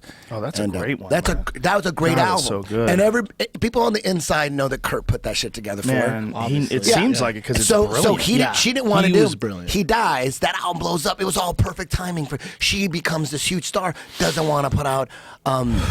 I think it was doesn't want to put out another album, and she's banging Billy Corgan. This is according to Billy Corgan on Howard Stern. He said that he had to convince her to make another album. She was afraid, of course, because she knew it wasn't going to live up to that first album. Bullshit. So Billy put that album together and wrote most of it, and he convinced her to do it and help her put it all together. Well, he's a brilliant songwriter. Dave Grohl doesn't even fuck with her. Like he don't take. There was a HBO Kurt Cobain documentary, which is brilliant. The way it was done was amazing. But he wouldn't even take. He wanted nothing to do with it. Wow. This one or that one. He wanted nothing to do with it. This is scary. It is scary shit. Scary shit. Yeah. It's scary that someone could become a murderer and just integrate right back into pop culture. And no one. She got away with it for so long. Keeping on. She got away with it. But this isn't the first documentary. I remember I watched one a few years back where there was another guy that was accusing her of murdering. Yeah, and in that documentary, it was all conspiracy theory status back then. This private investigator, he plays a little part in it, but he didn't release any of the tapes. He had all the tapes. He has hours and hours of their conversations with her just bullshitting and lying the whole time. Oh my God! He catches her in so many lies. Yeah. This is so scary. I'm getting nervous. I get nervous when I talk about this. Imagine like that, someone alive that does that. Yeah. And fills him up with heroin and writes his Can't do it twice though. Suicide note and blows his brains out. Whatever the fuck. Not She gonna do did it twice. once. I agree. And If she really did do it once, and that happened, in what year was that happen? What year Like was 94, 93. But check this out. 94? Their nanny was a guy that used to fuck her. Preach. Come on. Come on. What? Yes. true. Yeah, that was her nanny. While Her they were nanny. married or before they were married? No, while they were married. Oh my God. While they were married. Whoa, the darkness continues. The darkness. And rolls in like a fog. Kurt Cobain, one of the greats. God. Dude, when you hear her voice conniving, and she's a master at handling the press. Oh shit, She's a beast with it. Everything back then was coming from MTV, like all the news, and it was all coming from her directly. She was all over that shit. So she was putting out all the. Everybody that knows him, everybody that knew him really well, said he was not suicidal. His family, they interview his family and friends are like, Kurt was 100% not suicidal.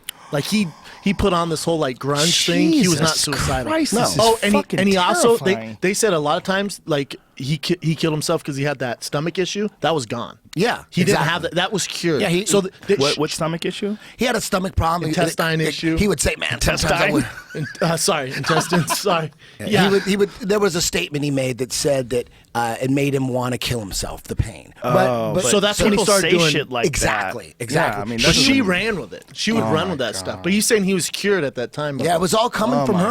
You gotta watch it. We just can't. We just I'm gave him the whole scared. fucking plot. I'm terrified. You guys are fucking Spoiler with my head, alert: man. he dies at the end. What? Yes.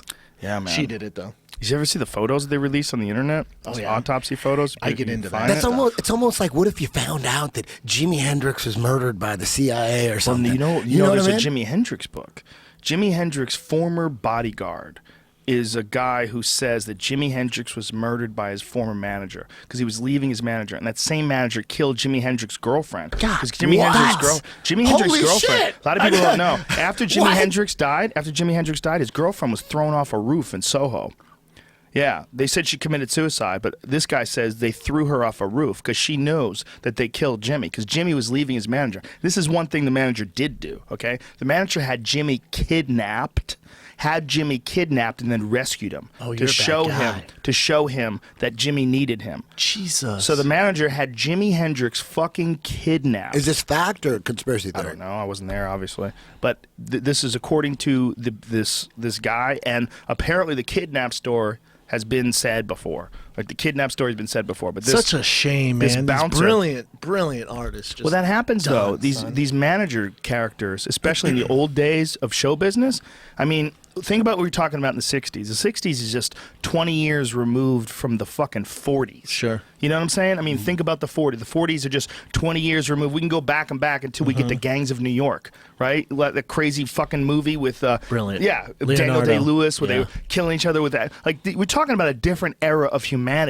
Okay, It was easy to kill people back then. In the 1960s, the people that were running show business, there was a lot of gangsters in the music business, like legitimate gangsters that would get involved in the career of Frank Sinatra. Yeah. That would get involved in the career of a lot of different artists. It was very, very common because they could make a lot of money and they liked being big shots. And they liked saying, hey, I'm Jimi Hendrix's manager. Let me in the door, please. And these fucking people infiltrated. Like that fucking guy that was in, the producer that was in with the Beatles, the guy who shot the chick in the mouth, the guy who wore the crazy wigs. What the fuck is his name? The Wall of Sound guy, the producer. What's that? Phil Spector. Spector, yes, Phil Spector.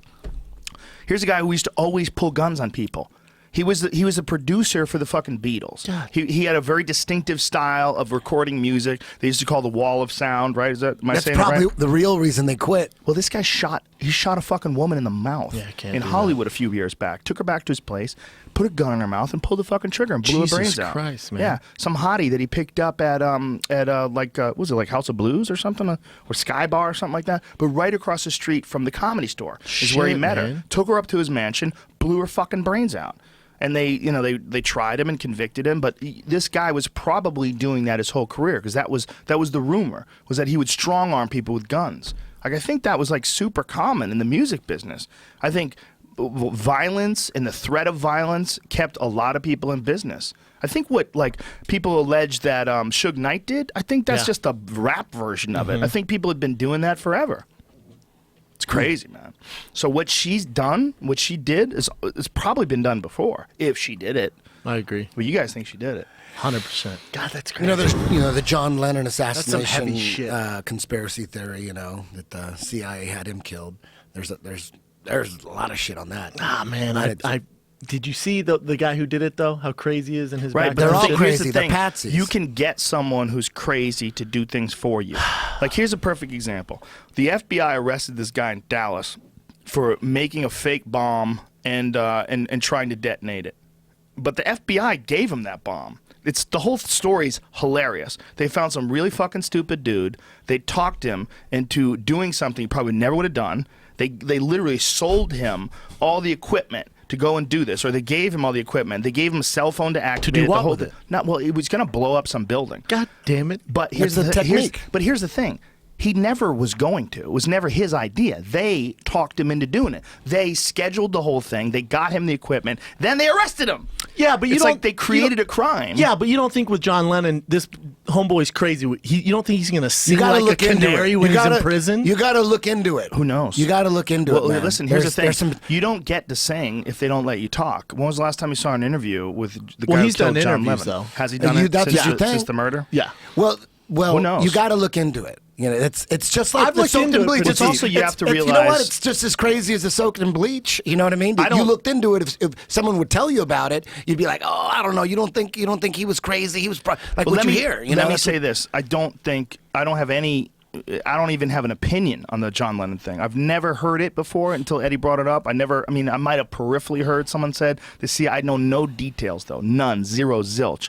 But that said, if they wanted to kill someone, one of the best ways would be get some crazy person True. and infiltrate them even without their knowledge. I agree. You can provide them with a weapon, talk them into doing it. And there's a lot of fucking morons out there. Yeah, You I can agree. talk them into doing a lot Sirhan, of crazy shit. the guy who allegedly killed Robert F. Kennedy, he doesn't have any recollection of it happening. What he says is, everyone says that I shot him, so I probably did. Everyone said they saw me shoot him, but I don't remember anything. Well, how about that scopolamine stuff? That Colombian Devil's, what do they call it? Colombian Devil's dust?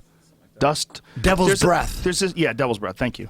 There's this shit that they can blow. They literally can blow it in your nose. They blow it on you. If you breathe it in, die? you become a zombie. You do what they tell you to do, and you have no memory of it. Like, I'll blow it on you, I'll say, Brendan Schaub, help me move my couch.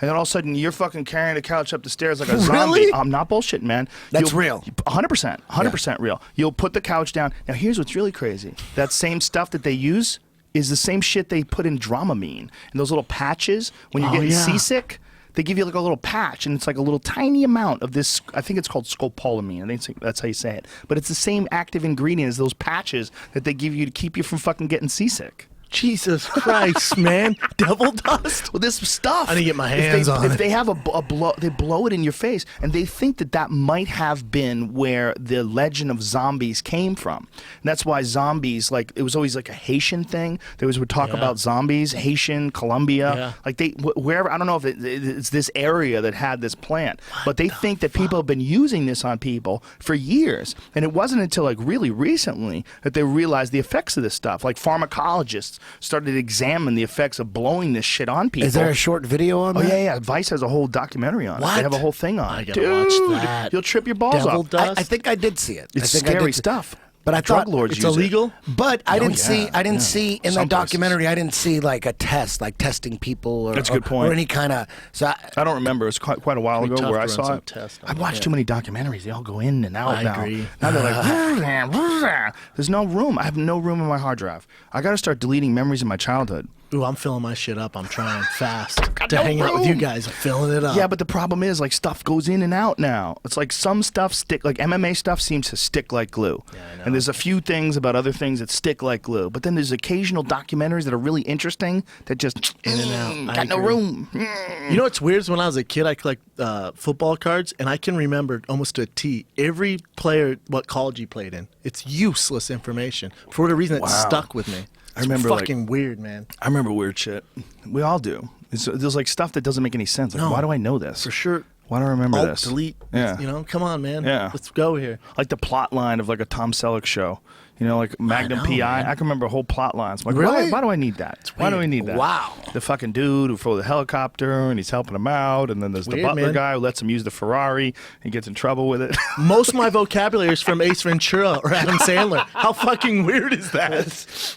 Oh, that's hilarious. Weird. My brain was like, yo, let's download this. He what might need part this of later. Ace Ventura? What Literally lines all- do you use? Like what? I mean, I'll use all of it, man. Like what? Just a couple of them. Alrighty then. Yeah, all righty then. You know when he does the thing where he's like, and he has a dream, and he's like, it bit me right here, and he goes, "Rah!" I do that all the time, literally all the time. Yeah. If I was you, I'd say for sure stop doing that. I know, man. I know. It's so 100% you want to stop doing that. I constantly quote Hollywood Shuffle, man. Have you ever seen that? I have not. It's Oh, yeah, that's great. Keenan Ivory Wayans and Robert Townsend, their first movie that they put together with credit cards and shit, super crazy low budget. It's fucking hysterical. It's called Hollywood Shuffle. You remember I'm Gonna Get You, Sucker? Yeah, that's when they started making money because of Hollywood Shuffle. Yeah. That was an underground hit. Whatever happened to Hollywood Robert Shuffle. Townsend, dude? He had a hit TV show. He probably has $1 billion. Yeah, but I mean, Definitely that guy. not. What hit TV show did he have? What is it? I think it was called The Parenthood. Yeah. When the WB just started up. Listen, he definitely didn't make $1 billion off that. I'll the, tell you right now. the WB ain't paying you a But billion. he used to do like these comedy specials, like Robert Townsend Presents. Yeah. And they were like Damon would go on and do like 10 Yeah. minutes, and all these different comics go on. But he was a famous, like celebrated guy back then. Yeah. Maybe he just Anymore. got tired of the bullshit, man. Maybe he just got tired of the spotlight. You said fuck it. That happened to a lot of those guys. They realize he might it's be not producing worth. shit. He very well could be. Because that's what Keenan's doing. And Keenan's Yeah. behind the scenes. Yeah, they probably get tired of the bullshit, man. There's Some guys say, "Fuck constant it," right? scrutiny. Yeah. They go, what is the benefit of this? Yeah, like Dave Chappelle. Look at him. Look Yeah. what he's doing, man. He stopped doing anything. He doesn't put anything out. No specials. He's doing stand up though. Kills now, right? it. Still doing still writing. Legend. Yeah. But I'll never you got to go see him live to see it, which is kind of crazy. It's kind of cool. The one time he Oh, yeah. showed up at the Comedy Store maybe 8 years ago in the main room, man, I never seen you so blown away. I've was never seen. killing it. Usually you're in the back going, this guy fucking eats dicks or something. You walk out. Usually it's very hard to impress you. It's very hard to impress you. That's a gross mischaracterization of how I look at comedians. Like Bad ones. but very few are really good that I'll sit down there and watch. Yes. But like for everyone that like, I'm just exaggerating. well, that's but for me that's not a good exaggeration because yeah. like there's like guys that I'll definitely go see if they're there. Like Bill Burr, I'll see him every time he's there. He's hilarious. There's a few I was guys talking about like that are open really micers. good. That's what I meant. Well, of course. Well, you're not going to Yeah, stay. But but when Dave Chappelle Chappelle came on, dude, you when it was over, we were dying so hard. When it was over, you turned around and you had this look on you. You walked out of the comedy store and you said, "I've never been so inspired in all my life." You just wanted to go home and write jokes and shit. You were really inspired. Whenever I see someone really good, that's the first instinct, right? Like, man, I want to hit another level now. Yeah. I want to go home and write. I want to get my fucking thoughts in order. And like, when you see someone that that's one of the best things about living in LA, is you get to see all these like really great guys go up. You get to see these people go up and you go, God, I really think everybody like sort of feeds off each other in that regard. You know, like you'll watch like Louis C.K. did 2 nights at the Comedy Store this week. You know, he did like, I think he did Sunday and Monday night. And then, you know, like they'll have a show on Tuesday or Wednesday night. Segura will be there, or, you know, some of the other great guys that are in town. Beast. It's just one of the few places, maybe there's only one other one, I think maybe New York, where that could happen. Like on a regular basis, you'll see like top level headliners, like over and over and over. Don't you say it's the best time? I think it's the best time for comedy. The golden ever. age of comedy. I think there's never been more really funny comics than right now. Like as far as like me, as a fan, like say if I never did stand up again, or I never did it at all, I just watched it. I just looked around and I compare this era to any other era. Even people I don't know, like take Ari out of the mix and Joey out of the mix and all the people that I think are hilarious. Yeah. I still think it's the best time ever. I look around at all these fucking people. There's so many, Stanhope and Burr and Dave Attell and Louis C.K. and Chappelle, and you could keep going. Ian Edwards, a lot of people don't even know about Ian Edwards. He's a beast. He's a fucking monster. He's so super funny. Monster, yeah. And there's a bunch of those guys, man. There's guys like that in Austin, Texas. There's guys like that in Denver. There's guys like that in New York. There's guys like that in Boston. This is a really unusual time, super unusual time. And I think it's because of the internet. Because people can watch other people do stand-up now. Like, you could see, like, everybody's set ever. You know, like, you could watch, like, a Richard Pryor thing, then an Eddie Murphy thing, and then...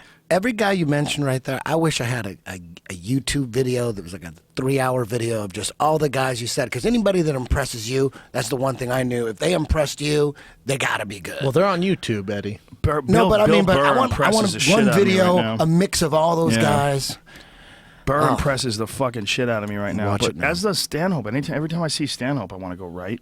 You know, he's another guy that inspires the shit out of me. We had Burr on the podcast today, and you know, I love comedians, man. I watch all their stuff, all you guys.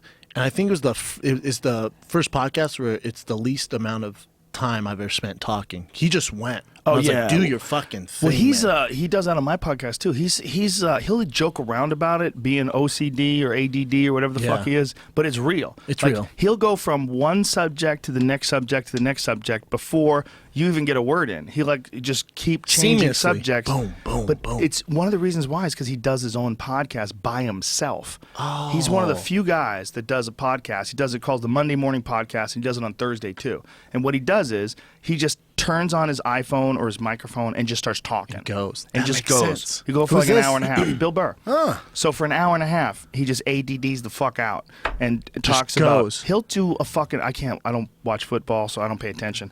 But he'll do fucking an hour on the Patriots, you know, and just go off about scores and he's crazy.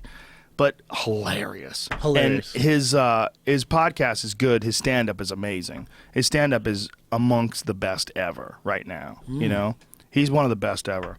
And I think that between him and, like I said, you could just keep going down the line. Like Kevin Hart. He's the most successful guy ever. Most successful tour ever. Yeah, ever. Yeah, ever by far, I think. I think he's doing a thing in Philadelphia, or he did it. I don't know if he's going to do it or did do it. He's going to do it. 50,000 seats. And it had already sold like 40,000 seats. That's like where he months ends his out. tour, yeah. It's insane. He's giant. He's just giant. Who's that black comedian that kind of went crazy for Cat a while? Williams. Cat Williams. What's his current status? He did a special, like, I want to say a year and a half ago with Spike Lee. Like, Spike Lee directed it, and it was pretty good. But, you know, he went through a real bad spell where he seemed like he's kind of losing his mind. Yeah, I saw him live in Bakersfield, man. Oh, you did? Yeah, he had a meltdown recently on or no? This is when all that shit was going down, maybe 2 years ago. You saw him have a meltdown? Fuck yeah. There was no comedy going on. There's no comedy. There was no comedy. I don't know if he was on drugs or anything. That's where he filmed his special, I think. No. I thought it was in Brea or Ontario, California. Oh, no. This was Bakersfield, man. Really? He was just sweating and doing push-ups on stage and running out in the audience. No jokes. He was just like, It was pretty crazy. Yeah. So how long did this go on for? Me and my wife left. I'm like, he's losing his mind. This is not even a show. He wasn't even doing a show. What was the audience doing? Like they weren't laughing. So how long did he do it for? Like how long did you guys stay? I left after a half hour. I couldn't take it. Yeah. Whoa. So for a half an hour, he's just doing push-ups and running around? Yeah, I thought he was like setting up the show, and he's running around, and he's talking about it. And he lost his mind, 100%. And that's when all that shit was going down. I don't know, was it Suge Knight involved somehow? Yeah, it's weird. Something was going down. I don't know. He had a funny bit. Yeah. He had a funny bit in his special. He was so about funny. You know you're fucked up when you're getting arrested and Suge Knight's right next to you. He's and they're not arresting him. He's hilarious. He's hilarious And they're to me. not arresting him. He's so funny.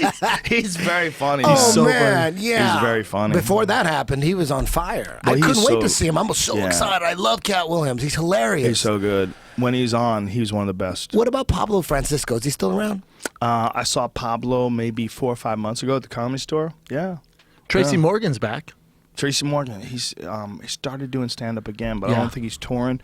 I know he did the Comedy Cellar. It was like the first time since the accident he did that place. But What yeah, happened to he the got fucked up. accident exactly? What happened? They got hit by a guy who fell asleep while he was driving a semi. Walmart, right? Yeah, Was he it was Walmart? He driving- got hit by a semi? They got hit in their limo by a semi.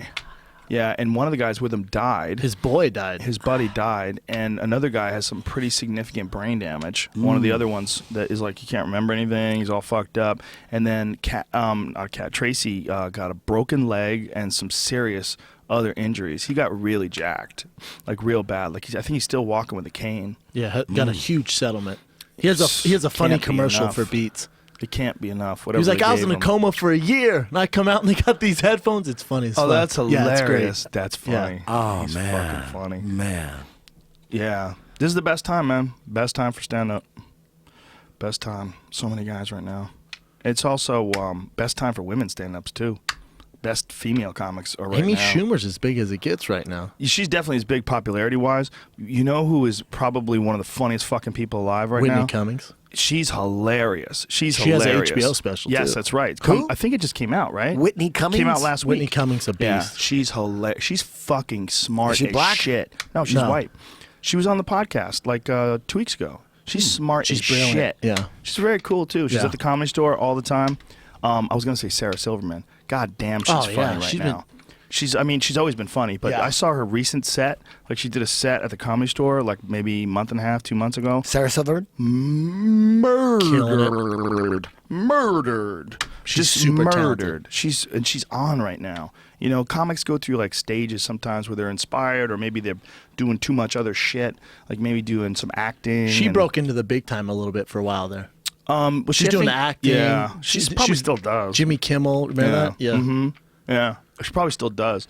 But her stand-up right now is on fire. Eliza Schlesinger's a beast too. I haven't seen Eliza doing a set in a long time. I've run into her, but I haven't seen her doing a set in a long time. She won Last Comic Standing. Yeah, and she has some show now. I forget what it's on. She has some new show. She has a writing. podcast too. She has a podcast, Truth and yeah. Eliza. Yeah. I was first For guest me, ever. Whitney's the funniest. She's hilarious right now. She's hilarious, and she works hard, dude. That girl grinds.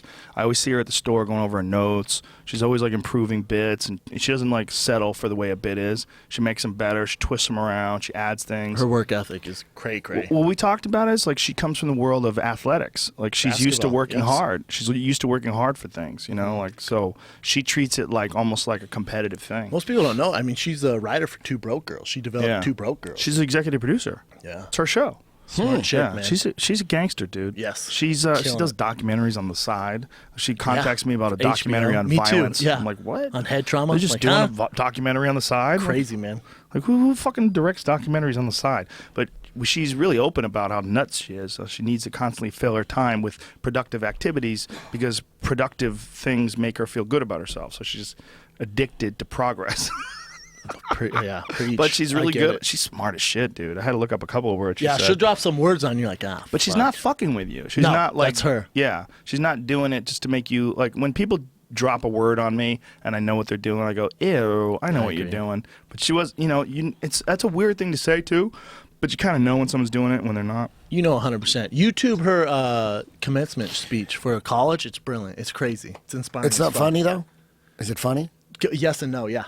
Oh, okay. I was about to say I wouldn't be mad at y'all's if you wanted to put up a 2-minute clip of this Whitney Cummings. No, never. You can't do that. You can't? No, you kill their jokes. No, yeah, it's their shit. And I don't know what they want out or don't want out. And there's a lot of people on YouTube. No, but there's a lot of people that have shit on YouTube they don't want on YouTube. She's probably just They haven't happy we gotten it talked off. about her HBO special that's coming out. Yeah, it's she's out. good. I think it's out. I think it's out right now. I think it's called I'm Your Girlfriend. I think it came out December 18th. Oh, but I want to say it was the 18th.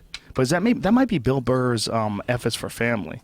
But it might be Bill out the Burr's same thing. time. F for Family's on Netflix. It's on now on Netflix, and you can binge watch it. Man, Netflix is just turning into a legit force. January 23rd. Okay, now we know. All right. Boom. She's awesome, though. She's very, very cool. Plus, she's like a cool chick to hang with. Like, you could talk to her.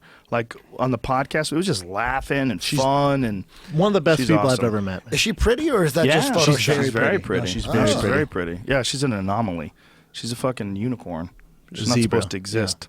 Yeah. Damn. So there's her. Jen Kirkman's really funny. Chelsea. Handler? No, what's the other one? God, what? Chelsea Peretti. Chelsea Peretti's really funny. There's a lot of really fun. You know who's fucking hilarious? Tom Segura's wife, Christina Pazitsky. Dude, she had me crying one night in the OR. Crying. She's a comedian. Slaying. Dude, she's funny. She's funny. Like, really good. They just had a baby.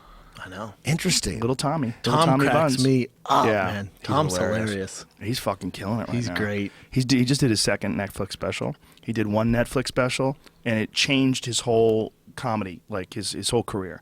One special, he went from doing really well in clubs. He was doing really well because of his podcast and because of word of mouth. Like, people had heard, you build a market. Like, you go to Dallas, you kill, then you come back, you do the radio. I remember that guy, he's really funny. If you do that over a course of a few years, you can build a market. Yeah. Like, there was a couple of places that I did that, like Houston, before I ever had anything really going on. But Tom was doing that and doing really well, and all of a sudden he does his Netflix special. Boom! Now he's selling out theaters. That was the tilt. Boom! Yeah, he had the product. He had the funny talent, comedy. for sure. Yeah. And Ari just sold out 1,200 seats in Toronto. Holy shit. 1,200 seats Damn. for Ari Shaffir. That's incredible. I know, and I was like, dude, what was that like? And we were talking about it. He's like, it's amazing. Like, Ari was ready to throw in the towel just a few years ago with Life. He was, Life? he was suicidal. Yeah, God, he was unhappy. And one of the things that I don't know pretty sure he's talked about this on the podcast, but he was taking Propecia, and Propecia, one of the side effects for some people is depression. I fucking told Callan it's bad. It's depressing. Is Callan taking that shit? Yes. And that's when he's been kind of fucking. Have you seen weird, his hair moody lately? Yeah, shave his head. Yeah, I agree. Let Get it go, rid of it, bitch. man. But He doesn't shaved it want short. To. He doesn't want to. He wants to act. He wants the stage. He wants to be on the stage. He wants the stage. He loves acting. He doesn't want to admit it, but he loves it. I agree. He's like, I don't need to do it. He loves it. He's good though. at it. I know. He's good Keep at doing it, man. Like on sitcoms and in television shows and in movies, like those parts he does, like he's in great. The Bachelor, or not man. The Bachelor, The Hangover. Hangover. He's fucking funny. Yes. Dude, he's really good in at it. Chicago, he fucking ripped my soul apart, man. He was on fire. But that's my point. Is that his stand-up is really what he's best at. Yeah. like That's his gift. Yeah, Yeah. And the more it's like one of those things. It's like he likes doing it, but it's tricky. Like, the more time you spend doing other things, like acting, especially like 16-hour days on set. That's especially if you get a sitcom or something like that. Yeah, there's man. a lot of time where you don't get to do stand-up. He's doing that. Our podcast, the motherfucker, now with everything we got going on. How often do you guys go a week? 2 or 3 times a week, and then we have the digital series, which that takes that's a Damn, beast, you're doing man. 2 or 3 times a week. Yeah. Wow. It's crazy, isn't it? Isn't it crazy that podcasting was just like a goof just a we little while ago? Just We a few started years wife ago. beaters in Brian's garage, just like fucking around. It's like, this is a terrible idea. I don't want to do this. But isn't that Wife always how beaters? these things work? 2 wife beaters. These things work because you're fucking around. Like, a show, if this was produced on television, right, and your show was someone came up to you and they said, this is our idea, we're going to dress you up in the finest fashions, and we're going to light you, we're going to put your makeup on, and then we're going to tell you what to talk about. Ready, go. You'd never be able to call yourself Big Dick Bandits and start singing stupid songs, and Callan would start singing a song about something, and they would cut you off. Like, cut, you you can't idiots. you can't sing a song about the muscles in your back. They would say you can't. But since it's just you guys and you're just fucking around, then it becomes what it is. And then after it becomes what it is, it gets bigger and bigger until someone comes along and says, "Hey, why don't you guys do that for us?" It's crazy. Yeah, it's insane. It is insane. Oh, you guys. Thank baby. Do you guys ever get in trouble for anything you say? No, Fox, because our numbers have been so good, they're kind of just like, let them do their thing. I don't know if they like us. They tried to get you guys to stop swearing. Oh, yeah. Which is hilarious. Yes. We had a meeting. They're like, is there any way you can say dick less and stop swearing? Is that at all possible? And me and Count are like, no, if you censor us, we got to go somewhere else. They can't. They're like, do your thing. They can't stop it. Once things get big, they can't stop it. It starts rolling. They can't stop it. And then once you stop fighting for the UFC, nobody can tell you what to do. It's weird. It's like now you can. I want. There's no strings.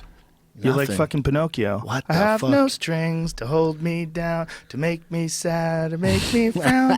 I had strings, but now I'm free. Yes, there are no strings on me. Yes, Hi ho, the merry-o, nothing ever bothers me.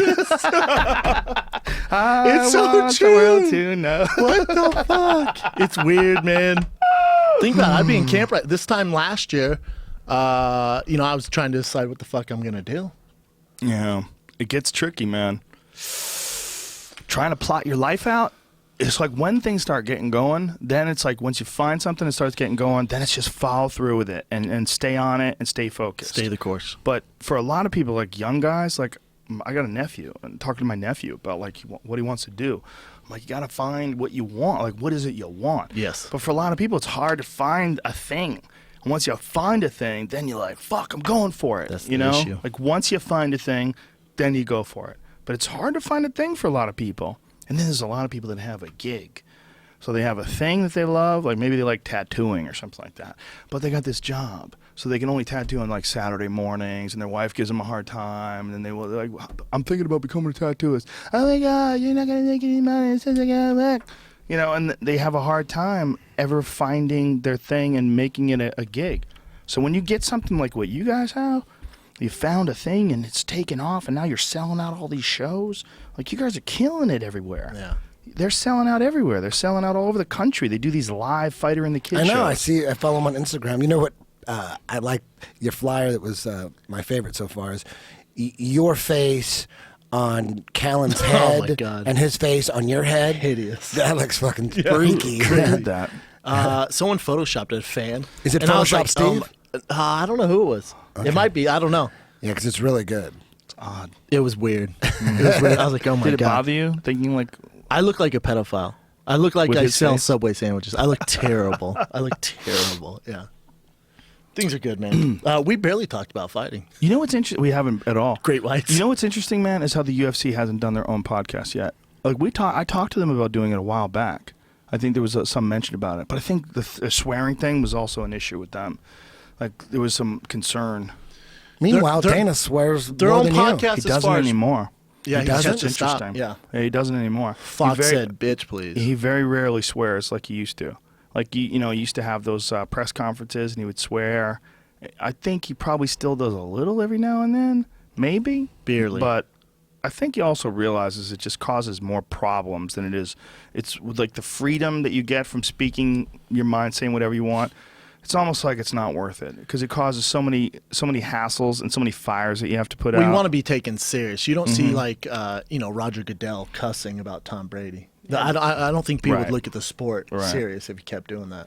That's true. Well, you know what, man? I don't want his job. Dana White's job is fucking brutal. That guy works so hard, and he's constantly working, and shit is constantly falling apart. There's always constantly like a new blowout, a new this, a new that, a new fucking fire he has to put out. It never stops. It never ends. Pays well. What, like $40 million a year? Pays pretty good. Yeah. I don't know what it pays. I'll figure it out. I've never asked. I'd figure things out. Would you? You fight Would you take him, that we're gig? good. Fuck no, you wouldn't. You'd go right back to podcasting, and then you would start I talking about podcast it. everywhere. Yeah. That's a $1 billion though, right there. Well, I think I mean, I like the freedom to do what the fuck I want to do. see, the thing is, you wouldn't get that kind of money unless you did what he did, which was like build it from the beginning. Like, you don't get that money if you come in as a fucking executive now. Like, if they had to hire some new guy, No, to be he's the not getting a president, share. Yeah. No, that guy's getting a good salary. He'll make some good money. But the Dana White effect is when the sport is like non-existent. Yeah, and you got two rich friends. You who got can two put rich up the money. friends. They put up mad cash. They lose a fuckload. They were $44 million in the hole before it turns around with the Ultimate Fighter, and then it takes off and becomes this giant sport. The rich friends were key, though. Gigantic. Gotta have not some just rich friends, but Eddie and I talked about this. It's almost like we're in a movie, because we would always say the same thing. What we used to say. There's no way the sport isn't going to take over. It's impossible. Yeah, but what did we say? We said, this is what the sport needs.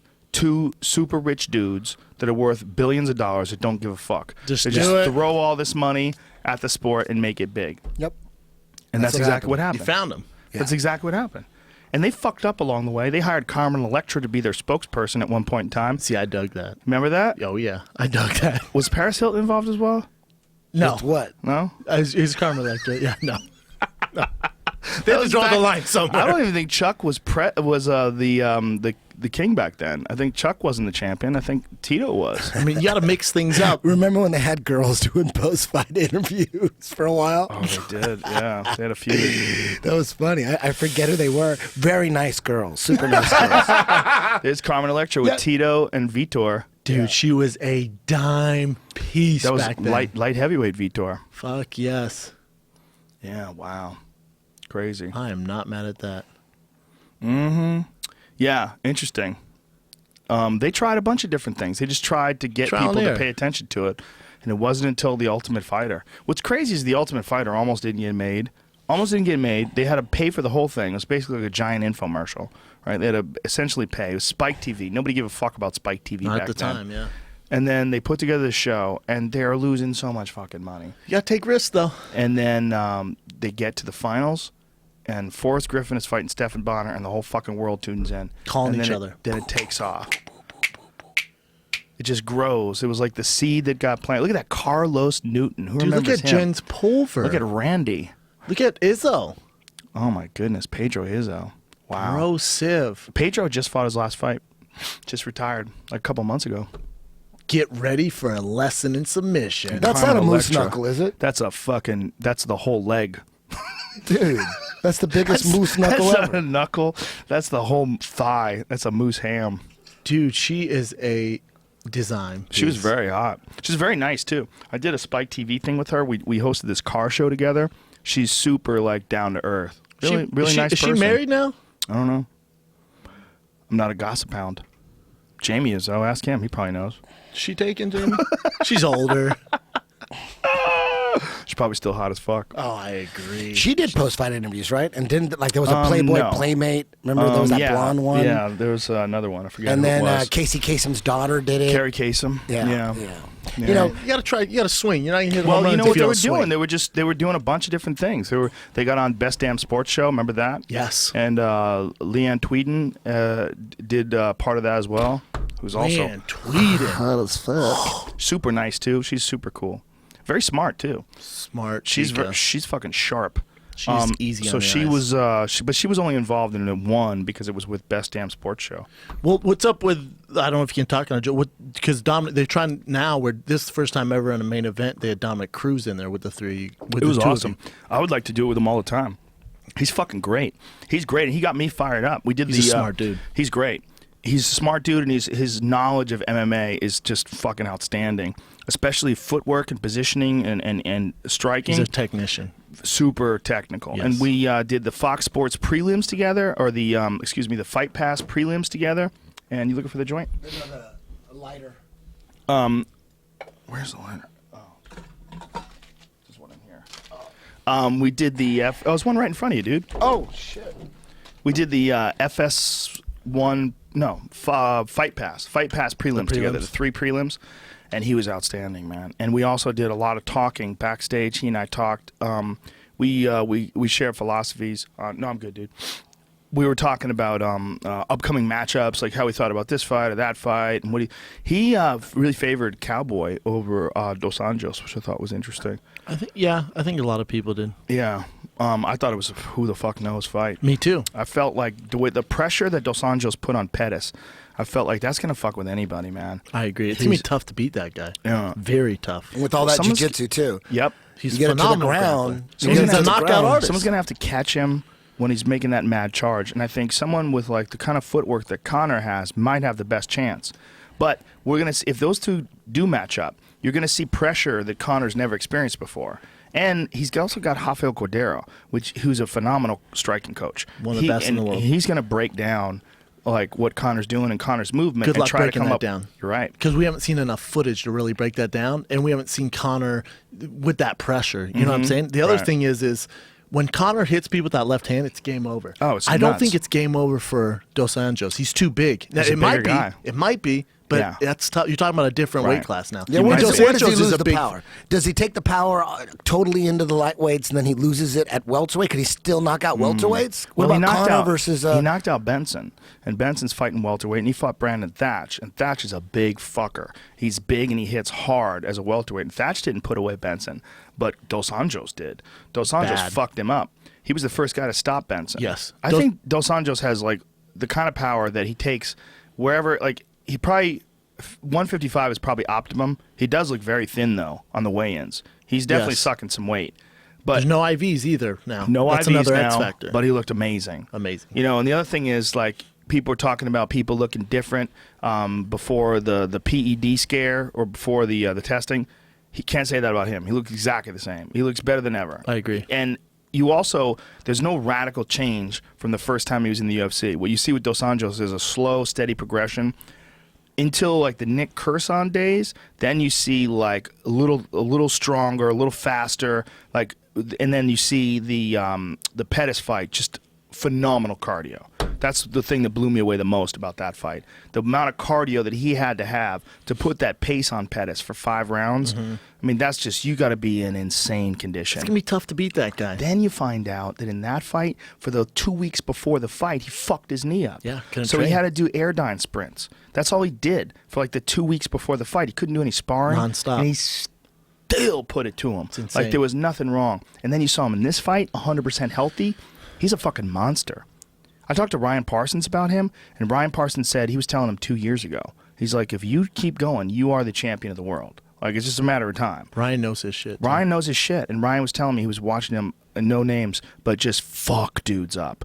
Dudes that are like really high level UFC caliber fighters, Yes. and Dos Anjos just fucking them up in the gym. Dude, he's a horrible matchup for anyone, including Conor. He's a tough matchup, man. Well, he's a certainly bigger a tough- guy with that yeah. pressure and can grapple. And nasty power, man. Yeah, His man. power's nasty. The question is, would he be able to have that same kind of approach on Conor, who is very elusive, very light on his feet? Like you saw with the Aldo fight, how he's moving back, he's throwing side kicks to the legs, he's moving back. Like, would he be able to just do what he did with Cowboy to Conor? Will he be able to do that same approach? Like, look for that straight shot. He throws that straight left hand a lot. The other thing to take into consideration, this is a big thing, is that this would be Conor fighting a southpaw. A super dangerous southpaw. True. And one of the things about southpaws fuck you up, man. They confuse the shit out of you. Everything's coming Different from the wrong dynamic, side. yeah. Everything's weird. The right hand is now the jab. The jab is the right hand. Like, what? There's a lot of huge factors. Yeah. Can Dos Anjos deal with Conor's speed? Yep. Does Conor have the knockout power at 55 against a bigger guy? I think he does. I I really agree. do. I think he does. Yeah. Because His he's not power cutting is as much so- weight. And his power is so substantial. And angles. He's surprising guys with his angles. Yeah. There's a lot that goes in that fight, man. And again, I'm not taking anything from Dos Anjos. He's an amazing champion. Yeah. I don't know if that's the marquee fight, though. As crazy as that sounds, the I world's think a it weird might, place. But here's what the thing: it might be after Fox, because you got to think that UFC on Fox got millions of people to watch, and we saw a destroyer in Dos Anjos. But what are we talking about? What's everyone talking about? Diaz. You are talking about Diaz. That is true. That is true because of that post-fight interview. Yes. But I still think people are talking about Dos Anjos too. A little You know? bit, because he just kind of murked Cowboy in 66 They both seconds. work, but Nate Diaz just, Dos Anjos has the belt. You got that, but it makes sense that you go with Nate Diaz because of all the shit talking and all that. And Maybe. that makes sense. And also, maybe some people say you can't go up and wait and contend for the belt right away. It's a good fight before Dos Anjos. The thing is, it puts 145 in limbo. The one of the things about That's the the UFC issue. though is they don't give a fuck. They don't have to follow the rule. One of the good things about not being constrained by like a WBC or an IBF like boxing Good is. and bad. Yeah, well, we were talking about the Vladimir Klitschko fight that they stripped Tyson Fury, who beat Vladimir Klitschko. They stripped him of one of his titles like immediately because he didn't want to fight the mandatory #1 contender. So they immediately stripped him like within 2 weeks, right? Yeah. It's like really quick.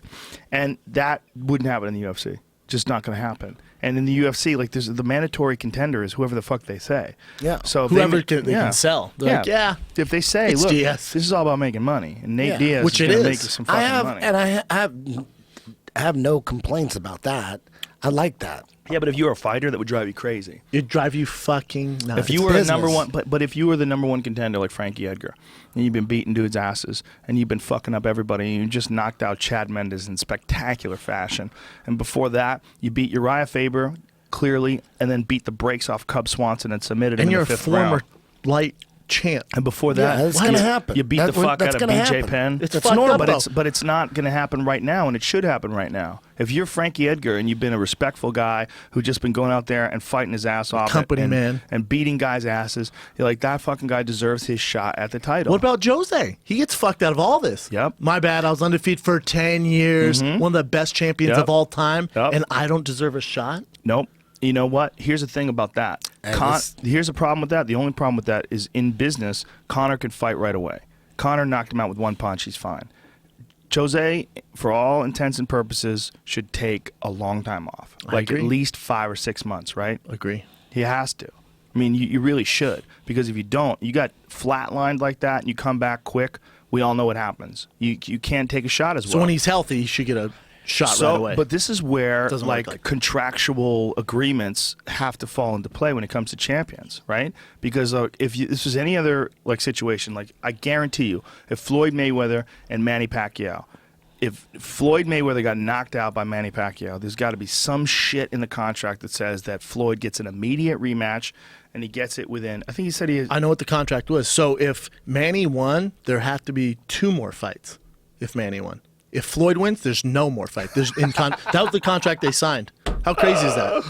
Well, you would think that Aldo would, but you can't. It's not. They don't have the power. That's the thing. Danny goes, here's your contract. Yeah. Sign it. There you go. Yeah, and you're gonna get paid, and I'm sure he got paid. I'm sure he made $1 million at least. Aldo? Yeah. Yeah. How at much least. do you think Conor made? Oh, he probably made. Maybe 6 we're or just 7? guessing. I would guess that, but that's what I've been. I haven't asked. I know too much that I can't talk about, but I haven't asked his actual salary. But he got paid a lot of money. I would guarantee Millions. you. But he wants even more. He now. deserves more. Now, I He mean, shouldn't fight for anything less than $20 million. dude, he shows a photo of his underwear on Instagram. It gets 100,000 likes. I mean, he can do whatever he wants. He's the biggest star we ever had. If I'm Conor, I'm in his management, and I don't give a fuck what his current contract is, I say I'm not doing anything till I get $20 million a fight. He was a giant star before he knocked out Aldo. Now he's a megastar. He's eating suns. He's the biggest thing we've ever had. Swallowing up galaxies. Three badasses called him out. Yeah. What? Three in one card. One night. Yeah. Dos Anjos, Nate, and Charles Oliveira. He's the Floyd Mayweather of the UFC right now. Everyone wants to fight him for the payday. But he's way different though because he's No, knocking guys not dead. the same fighter. I'm saying as far as you want to fight him to make that money. Yeah, but even that, like, do you ever remember a boxing match where 3 winners called out Mayweather? Like, that's never happened before. Never. This is like everybody sees like, ka-ching! They're all like your shirt, Scrooge McDuck. Yeah, Scrooge McDuck. Like, come on, son. Ka-ching! Yeah, it's true, man. Well, I've and never also, seen anything like it. You know, they want all the stardom, they want all the perks, they want all the cash, and they think that they could beat him. Look at that. This is hilarious. Yeah, he says that people think that it was a clean knockout, but it's actually a fight against multiple attackers. How he's hipping away from Big John. He's putting his Have you seen that palm video out. where Big John knees him in the face? No, he didn't knee him in the face. His, Oh, no. his shin Have you seen the brushed, video? I seen it. His shin brushed over the top of Aldo's face. It looks like he hit him hard. Big John's the best in the business. That's crazy to look at, isn't it? That he just knocked him dead with one shot. Insane. Whack. It's interesting that there's this new emergence of this one guy who shit talks, and it sort of changes everyone's approach. Boy, did we need him, though. Oh, my God. God. Boy, did the UFC need him. Everybody needed him. I mean, I think Ireland needed him, too. You know, they needed, like, a hero like this. The world needed him. Yeah. The UFC's a better place with Conor McGregor. You can't say that about a lot of fighters. But here's the thing, okay? When we talk about, like, Ronda, right? Like, Ronda did a lot of shit talking, too, and Ronda was this over-the-top personality. But when she lost, like, there was so much hate against her, so much backlash for her behavior. She brought it on herself. She did. But my point is, Holly emerges as this perfect opposite Angel. of that. Perfect opposite of that. She's super nice. Like, she's really friendly and respectful, and it's legit. Like, when you talk to her, there's no fakeness. off camera, she's exactly the same way. Super confident, and also, like, really nervous about letting anything go to her head. Like, she's talking about, I want to get back in the gym. She's also paid her dues. Yeah, she's like, I don't even want to talk about this. Yes. She's like, I don't even like all this attention because I don't want to get carried away. But isn't that like, that the UFC needs that, too. Like, the UFC needs someone who comes along like Holly. Now. Yeah. And they also need someone who comes along and shows the multifaceted approach of MMA that we all know and see every day in the men's divisions is now making its way to the women's division at a very high level. Instead of having the one person like Hoist Gracie was in the early UFCs would dominate with jiu-jitsu, right? Nobody knew what the fuck was going on. He would dominate. Nobody else could keep up with him technique-wise. There's a very similar situation with Ronda. Like, Ronda's dominating all these girls with arm bars. Everybody knows the arm bars are coming. They can't stop it. So she starts to evolve her game. She starts knocking out people like Sarah McMahon and Alexis Davis, and her game starts to evolve. And then someone comes along who has the perfect solution for that. And that perfect solution is very similar to what we saw in the men's divisions. When men learned how to sprawl and brawl, when we saw world-class kickboxers like Maurice Smith. Yes. When Maurice Smith entered the UFC against Mark Coleman, and we went, oh, look at this. And then we see this sort of progression, and now you're seeing it in the women's division. In the women's division, too, it's like girls wanted to fight Ronda, but they weren't. It's not like the Conor effect, where if you fight Conor, you're making fucking bank. The girls, a lot of them, they got smoked so fast. They got maybe a couple $100,000, maybe not even that, and just get smoked. It was more of the Ronda show. You know what I'm saying? It was a different animal because she was that dominant. She was that dominant, and I don't think you can compare at all competition-wise what's available to a man's 145-pound champion versus a women's 135-pound. Not even close. That's why when people say Ali Frazier, no. It's not even in the ball. Can't. There's nowhere nothing like it. There's some good talent in the division. It's shaping up. You've got that new Russian chick that just entered, the multiple. She's a 17-time world Muay Thai champion. She beat Joanna Jędrzejczyk. 17 times? Didn't she fight She won Sarah? 17 different Is that the titles chick? in different organizations. Is that the chick that fought Sarah Kaufman on 8 Days Notice? Is that someone different? Yes. She fought Sarah Kaufman on 8 Days Notice. Out-grappled her ass. Out-grappled her. Yeah. And she just stayed in the gym, luckily. She was in pretty good shape. But to take a fight on TV, Sarah 7 Kaufman's days notice. a monster for the women's division. She's really good. And Yes. her striking is fucking super high level. Super high level striking. And, you're going to see those, is my point. You're going to see these Maurice Smith types that now they enter into MMA. You're going to see the Kira Gracies. Like, Kira Gracie doesn't want to do it. Like, I don't think she has a desire to do MMA. But you're going to see someone like her. She stopped training? I don't think she wants a fight. I don't know if she's I like don't set a see her fight getting up or Apparently scheduled a she's been fight. training. She's so pretty. If she's smart, she would just keep training. Yeah, you know? I read something about her yet. saying that she's not into fighting, though. Not anymore? Maybe it was just a bad I don't know what. translation. Maybe she changed her mind. I don't know. I know she was into it for a while, but I don't know. And if we haven't heard anything from her, it's probably a smart thing on her behalf. Just disappear and go train for a few years. But just imagine if you get someone like a female Gary Tonin who decides, like, you know what? I'm just going to start strangling bitches. I'm just going to make my way into MMA, and these girls can't fuck with my jiu-jitsu. Fuck that noise. What if you get a Serena Williams? Exactly. Yeah, exactly. What? Yeah, She's like, let me see the armbar. Got Yeah. it. Badoosh, just ripping bitches' faces off. Yeah, if you get an athlete that like level, that level athlete who commits to it. or a Marion Jones like, and then you go, wait, I can make money over here? Oh, yeah. I'm going to do this. How about get one of those track and field chicks and teach them how to kick? Good fucking Lord.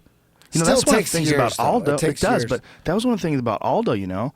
Aldo started off playing soccer. Yes. It's one of the reasons why his fucking leg kicks were so nasty. Soccer, then jiu-jitsu. And then he started picking up stand-up.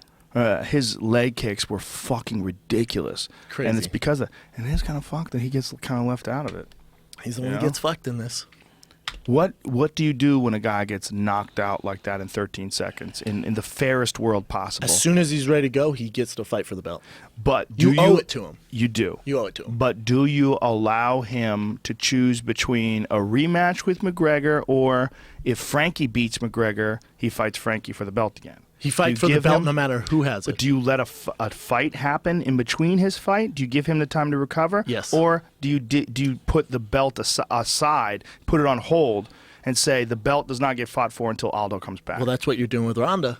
It is what you're doing with Ronda. It is. It's exact. Well, don't say you. No, I'm not saying you. I'm saying Scrooge McDuck. Right. But that is how they look at it. They look at it in terms of finances. They think that if you look at Holly almost lost to Raquel Pennington in her pro debut, or a UFC debut, rather. Yeah. She won a split decision to Raquel in a close fight.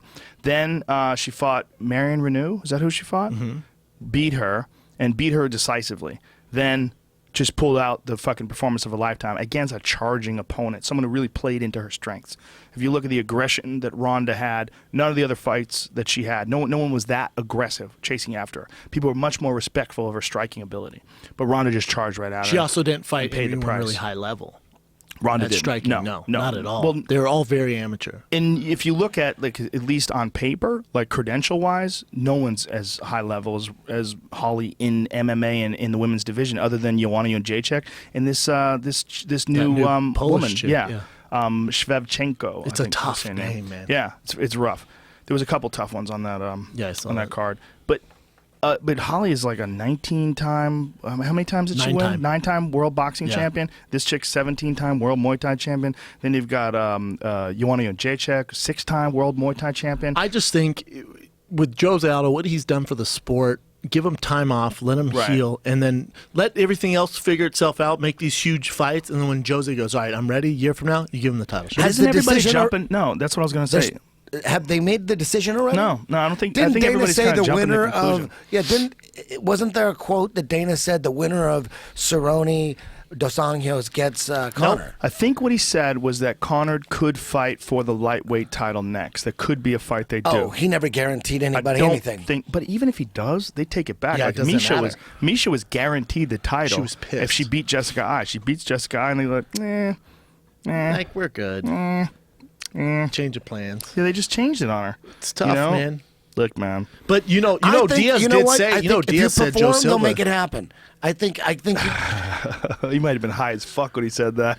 He said in an interview right after, he goes, Joe Silva guaranteed me I get Conor. I'll tell you one thing Probably I got to give props to Jeff Nowitzki, not just for what he's done, scare the fuck out of everybody and make them all get off the sauce, because he's definitely done that. That's the word. But also, he was outspoken about Nick Diaz's suspension. He said and it's not the right, fine. right? Says bullshit. Yeah. Here you got a guy who's the fucking USADA, USADA drug guy.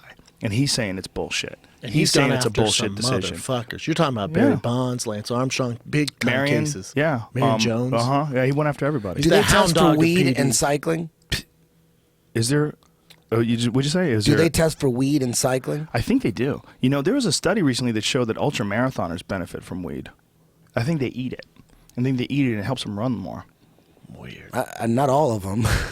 Why do you say that? Why do you say not all of them? Well, not all marathon runners smoke weed. No. But the ones that do. Yeah, it benefits them. You say not all of them means some haven't seen guys it. eat weed and it doesn't do shit for them. They run off track. I or meant some like shit. not all. Of Joshua trees. I thought running it through sounded, the woods. It sounded like you said all marathon runners. No, I said ultra. Ultra marathon runners. Here it is. The debate over running while high. For ultra marathon runners, marijuana has enormous benefits, but is it ethical? What is this in, Jamie? What's the Wall Street Journal? Wall Street Journal's writing about it. Well, that's pretty legit. Powerful Wall Street Yeah, Journal. that's. They don't give a I thought it was fuck. gonna be some bullshit. The world's changing, Eddie Bravo. Dude. Since you first got me high 15 years ago, the world has changed radically. Yeah. Yep. Eddie Bravo's the catalyst. That's El Diablo right there. El Diablo right He gave me there. the first joint. We had an Where's ice cream that- sundae, and I was never the same. Where's that devil dust, son? That Colombian I'm trying devil to get dust. on that shit. Well, I'll Everybody send thought you I a was the link. crazy stoner, man. I was like, God, I gotta get Joe. If I could get Joe fucking stoned, they won't think I'm crazy. They won't think I'm crazy. Yeah, that would. I mean, shit. Well, there were so many misconceptions. So many people have misconceptions. To this day, It's they the have pothead misconceptions. culture that kind of fucked you. Well, you know what it is, man? There are some people that are just fucking lazy. And the idea is that pot gets you lazy. Yes. That's not true. I think it does the opposite, to me at least. Everybody Depends has a who different you are, reaction. yes. But to me, it makes me paranoid of being lazy. How about that? So it might be I get good high for and I you. want to get things done. I'm like, I got to clean my office. Ah! Some That people shit- get high and just don't move and eat Cheetos. Those people and then would- blame it on that. I really believe those people would just do the same Yeah, thing. they're lazy no matter what. I really do. I really think there's a lot of people that are just lazy. There's also a lot of people that are just not thinking right. They just not like, you don't enjoy rest unless you deserve it. That's the reality of life. If you just fucking it. off your whole life, it's not as fun. Like, rest is fun when you deserve it. Yes. Like, it feels good to eat after you work out.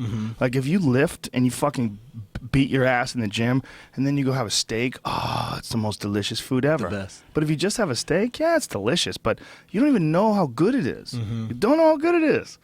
If you just pushed your body before you ate it, you would enjoy it so much more. I mean, you might not be into lifting or any kind of working out. That might not be your thing. But my point is that, like, if there's some things that you really need to do and you say you fuck off and you don't do them and you get late, you're going to hate yourself. Yeah. There's going to be a part of you that knows you didn't do the shit you were supposed to do. And if you fuck off and you get too lazy and don't accomplish things, you're not going to enjoy the rest as much as you do when you do accomplish things. Like, you talk about it, like, you get home from class, you work all day, teach class, you get home and you watch Netflix. It's a joy. Dude, I'm almost done with Breaking Bad. I always wait till 100 people tell me, dude, you got to see it. You haven't seen it, dude. It's the greatest show on TV, bro. I got to hear that 100 times, and I'm like, cool. I want it to be true. I just need to hear it because I can't get into it. I watched one. Breaking Bad. No, you gotta it's good. go back. Go It's back. good. I It's watched good. the first one too, Yeah, I and I watched didn't the like first the one. pilot too much. Me neither. But people kept saying you got to give it time. Give Really? it time. Yeah, the characters. It's a great show. I watched the love whole first season when I was getting my right arm done. When I was getting my right arm tattooed, I loved watched it all on iPad. That's the best. Is it getting tattooed while you're watching a good show? Yeah, you need because you don't even notice it. You're like, this annoying thing on my arm. I look over, ooh, and then go back to, ooh, that's good. And I just started Powerful Walking Aaron Dead. Delavadova. Just started Walking Walking Dead. Dead's good. You really liked it, Oh, right? I love it. You know Walking what's- Dead? you know Oh, no, what's- you haven't seen it. No, I've seen Walking It's good? Dead. It It's shits. good. It shits the bed for one season, though. I'm gonna tell you this right now, and I want to tell you when. There's a part in time where I was like, "These motherfuckers, I'm ready to blew it. leave this show." And then they fired everybody. And they hired all the new writers, and they just brought it back from the dead with a Completely vengeance. redeemed themselves. Yeah, it hit a rough spot. Where a Did you lot see of people, Narcos? but they recognized Yes, it. Of course. You That's saw the Narcos. greatest. No, I haven't seen God Narcos. damn it. Dude, Are you kidding me? It's going to be hard to I don't have watch time. TV after it. No, seriously, you have. No. It's the greatest shit. I'm in the middle of this fucking President show, though. I'm in the middle of House of Cards? House of Cards right now. Okay, I'll jump on that. Dude, I'm two episodes, 1.5 actually. I watched it on the plane. On American Airlines, they got the little screen thing in front of you. They had Netflix on it. TV's Damn. back. We're It's all like, excited oh, about TV, shit. man. And you about know 10 what it years did? ago, we said TV sucks. You know what brought it in? HBO and the internet, uncensored. That's what made it back. Correct. And even when like you're watching those shows like Breaking Bad, it's cable. They can say things you can never say on network. And they show can't, things, yeah. They can't say everything, but they can get close. Like Walking Dead, they get close. They could get away with way more, but they still have commercials. Like the commercials fuck everything up. They're terrible. You gotta watch it on Netflix or on Apple TV. Yeah. I subscribe to those Oh, things. hell yeah. Hell yeah. Apple TV, man. That's the shit. The best. I need a new show, man. I need one. We're all excited jealous. about shows. I'm like, telling shit, you, TV's good again. House of Fuck. Cards, one episode, 10 minutes into the first episode, I was like, oh, Yeah? it's good. I need that shit. I gave up on The Last Man on Earth, man. I heard it sucks. I got to like a season and a half, and I'm like, fuck, I can't do it no I heard more. it started off really good. Yeah. You know, the performance, the head guy, he's fucking brilliant. He's so funny. He's so good. But he's so good at annoying you. You hate that character so much that you end up hating the show because you hate him so much. Like, Wow. you know, Damn. he plays the Goddamn. biggest douchebag ever. He's the last man on earth. And He's And the he's guy an from Saturday Night asshole. Live, right? I don't know if he's in Saturday Night Live, but he did Tim and Eric stuff. He is. Oh shit! You know what else is really good? The new Bob and Dave show, like the guys who did Mr. Show with Bob and Dave. Bob and Dave, yeah. Bob Odenkirk and Dave Cross, yeah. The new one is fucking hilarious. It's really good. I watched one episode of that. That's another Netflix show. I was balls deep in The Wire for a while. Did you watch The Wire? I watched one episode. I never got into it. The Wire? I know it's supposed to be awesome. I think I went into the second episode, but it was years ago. People and everybody keep saying keeps The telling Wire me. too. They keep saying that. That's on the back burner. I haven't done it yet. I know it's I tough, need to. man. Jamie's nodding. I know. It's legit as fuck. I know. I need to. But I need to watch all these goddamn documentaries too. Everybody's always That's telling me. my favorite thing, documentaries. There's so many documentaries. I need a good out there. one. People tweet me a good documentary, Well, please. you're gonna get overwhelmed. But, well, I'll just Prepare for the fucking cavalcade of chemtrail documentaries. No, I'm not into that. I don't need conspiracy theories. I need some legit Your shit. phone right now. Hey, let me ask you this, heavyweight. Where do you put Alistair Overeem now? He just knocked the fuck out Junior Dos Against the Santos number 2 guy. Not only that, he's the first guy to ever fight Junior and not take any damage. He took 0 damage. Who the fuck else has ever fought Junior Dos Santos and not taken any damage? He had great footwork. Dude, He fought very smart. How much of it They avoided each other first round. But you know what? He's not He stupid. baited him in. He No, it baited was him smart. in. What? Because And then he people started opening up in that second round. People were booing, but you try fighting a knockout artist Yeah. with the smallest margin of error. You dodge left instead of right, the night's over. Yeah. So when I see that, I'm like, I get it. They're just trying to get a vibe here. And people are booing. I'm like, no, just fucking wait for it. Not only that, but Junior is like taking his time too. And he's just It's balled, respect. and he's balled up looking to uncork bombs. It's Like, respect. Yeah, and when Junior's throwing, those punches are they're whizzing by. Oh, and they're they night all have- enders. They all have death on There's them. no feeling Yeah. out with those two. No. So I respect that first round. And then the second round, I mean, that left hook was from Dude, fucking he opened up with a Mars. bunch of shit in that second round. First of all, he started off orthodox. Yes. And he started killing that front leg. He hit him with some zippers. He's a free Some agent now. whack. He's a free agent. Alistair is? Yes. Ooh, that's big. And then that body shot. Oh my God. He kept hitting him. He was switching stances real good and he was constantly moving. And he said to me after the fight, first thing he said is that Wim Hof breathing stuff works. Goddamn. Like we were talking about it before I did the interview with him. And he goes, that Wim Hof stuff works. That's dope. He wants to do the podcast. I got to get him on the podcast. He'd be I wanna brilliant. Talk about, yeah, that'd be great. You want to talk about a guy who's been stopped a lot. You know, A lot. I mean, it's amazing. A lot. As He's had a lot far- of losses. As far as he's gotten, if you go back and watch kickboxing and then Strikeforce, or not Strikeforce, he didn't get stopped in K1, Strikeforce, but Pride. he got stopped in Pride. I mean, if you look at the Many stoppage times. losses that he got in K1 and in Pride, in Strikeforce he was the champ. He never lost in Strikeforce, I believe. He beat Verdum in Strikeforce. He fucked up Brett Rogers. Fucked up. That was when he That was Uber the Ring. Uber Ring. Oh, my God. He was a totally different animal. Fucking threw Brett Rogers to the ground. Oh my God, he kicked Brett Rogers in the beginning of the first round with a right leg kick. Where you see the look on Brett Rogers' face, he just realizes, oh Yeah, shit! bitch. It was just a completely different level of striker that he'd ever faced. Because he had beaten Arlovsky, but he caught Arlovsky like nervous and tentative. Arlovsky was standing in front of him, and it was scared Arlovsky. Yes. You know, Arlovsky had this period of time where he was in a rut before he went with Jackson When he was getting knocked Winklejohn. out. Yeah, He was training with Freddie Roach. he was in a rut. He was in Chicago. He wasn't training with Jackson and Winklejohn down in Albuquerque. Mm-hmm. And then they took him on, and he even had a big loss when they took him on.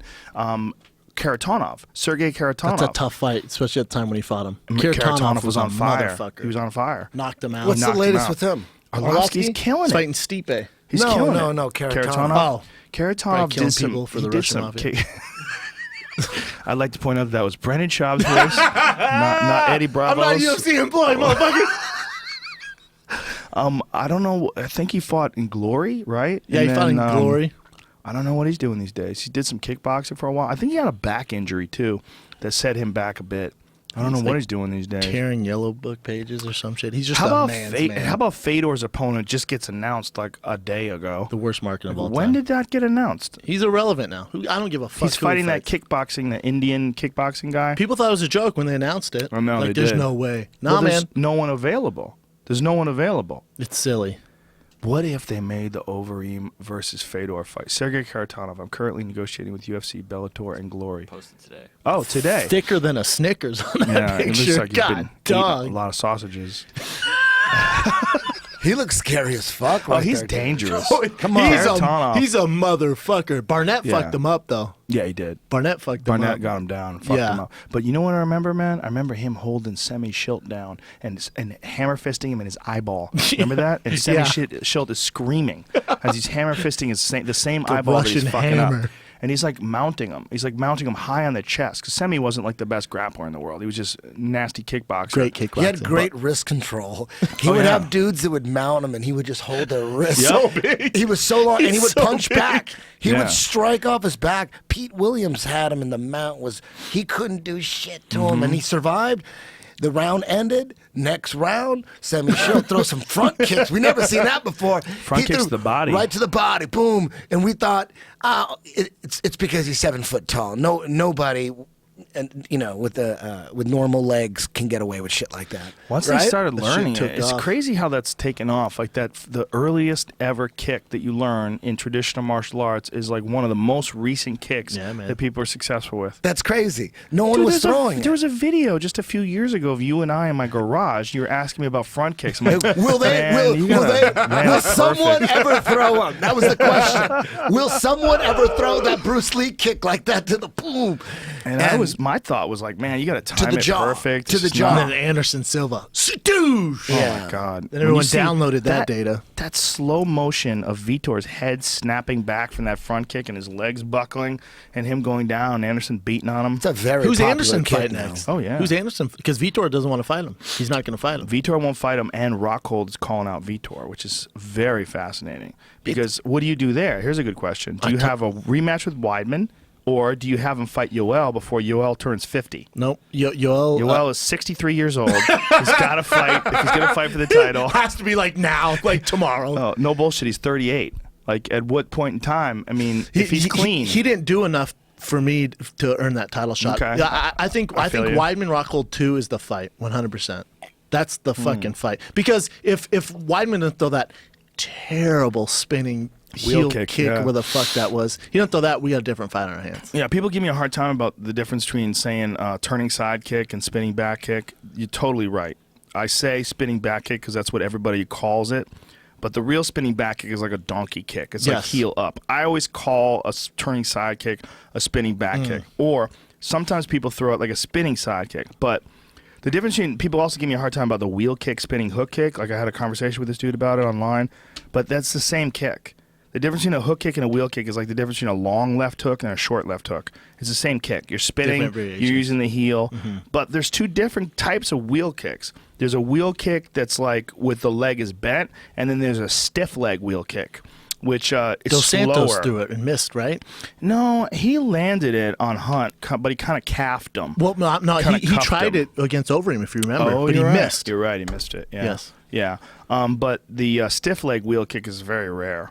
You have to have a sucker. Like you have to have a guy who's like really standing in front of you, but it's so powerful. Stiff leg. You've seen me throw a stiff leg one on the bag. Yeah, but they happen. I mean, stiff leg one. Stiff leg one's rare. Usually rare. it's a bent one, like the one with Terry Edom and what does Edson Barboza throw? That's what I said. He throws the wheel kick. It's a bent leg. That's a wheel kick. Okay. Here's what happens. It's bent up until like the point of contact, and then it sort of snaps out. It whips. The stiff leg one, like you see me throw it on a bag, your leg becomes stiff way earlier.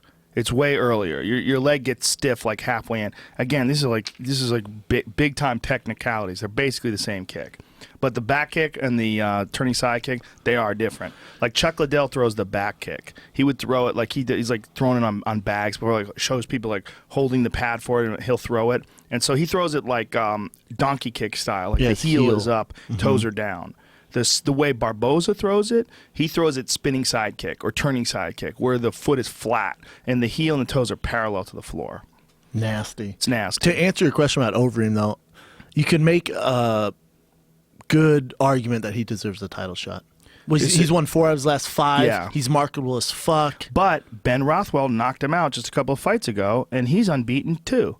Well, but Ben Rothwell fights Barnett. Yes, he fights Barnett, and maybe the winner of that fight, then they decide.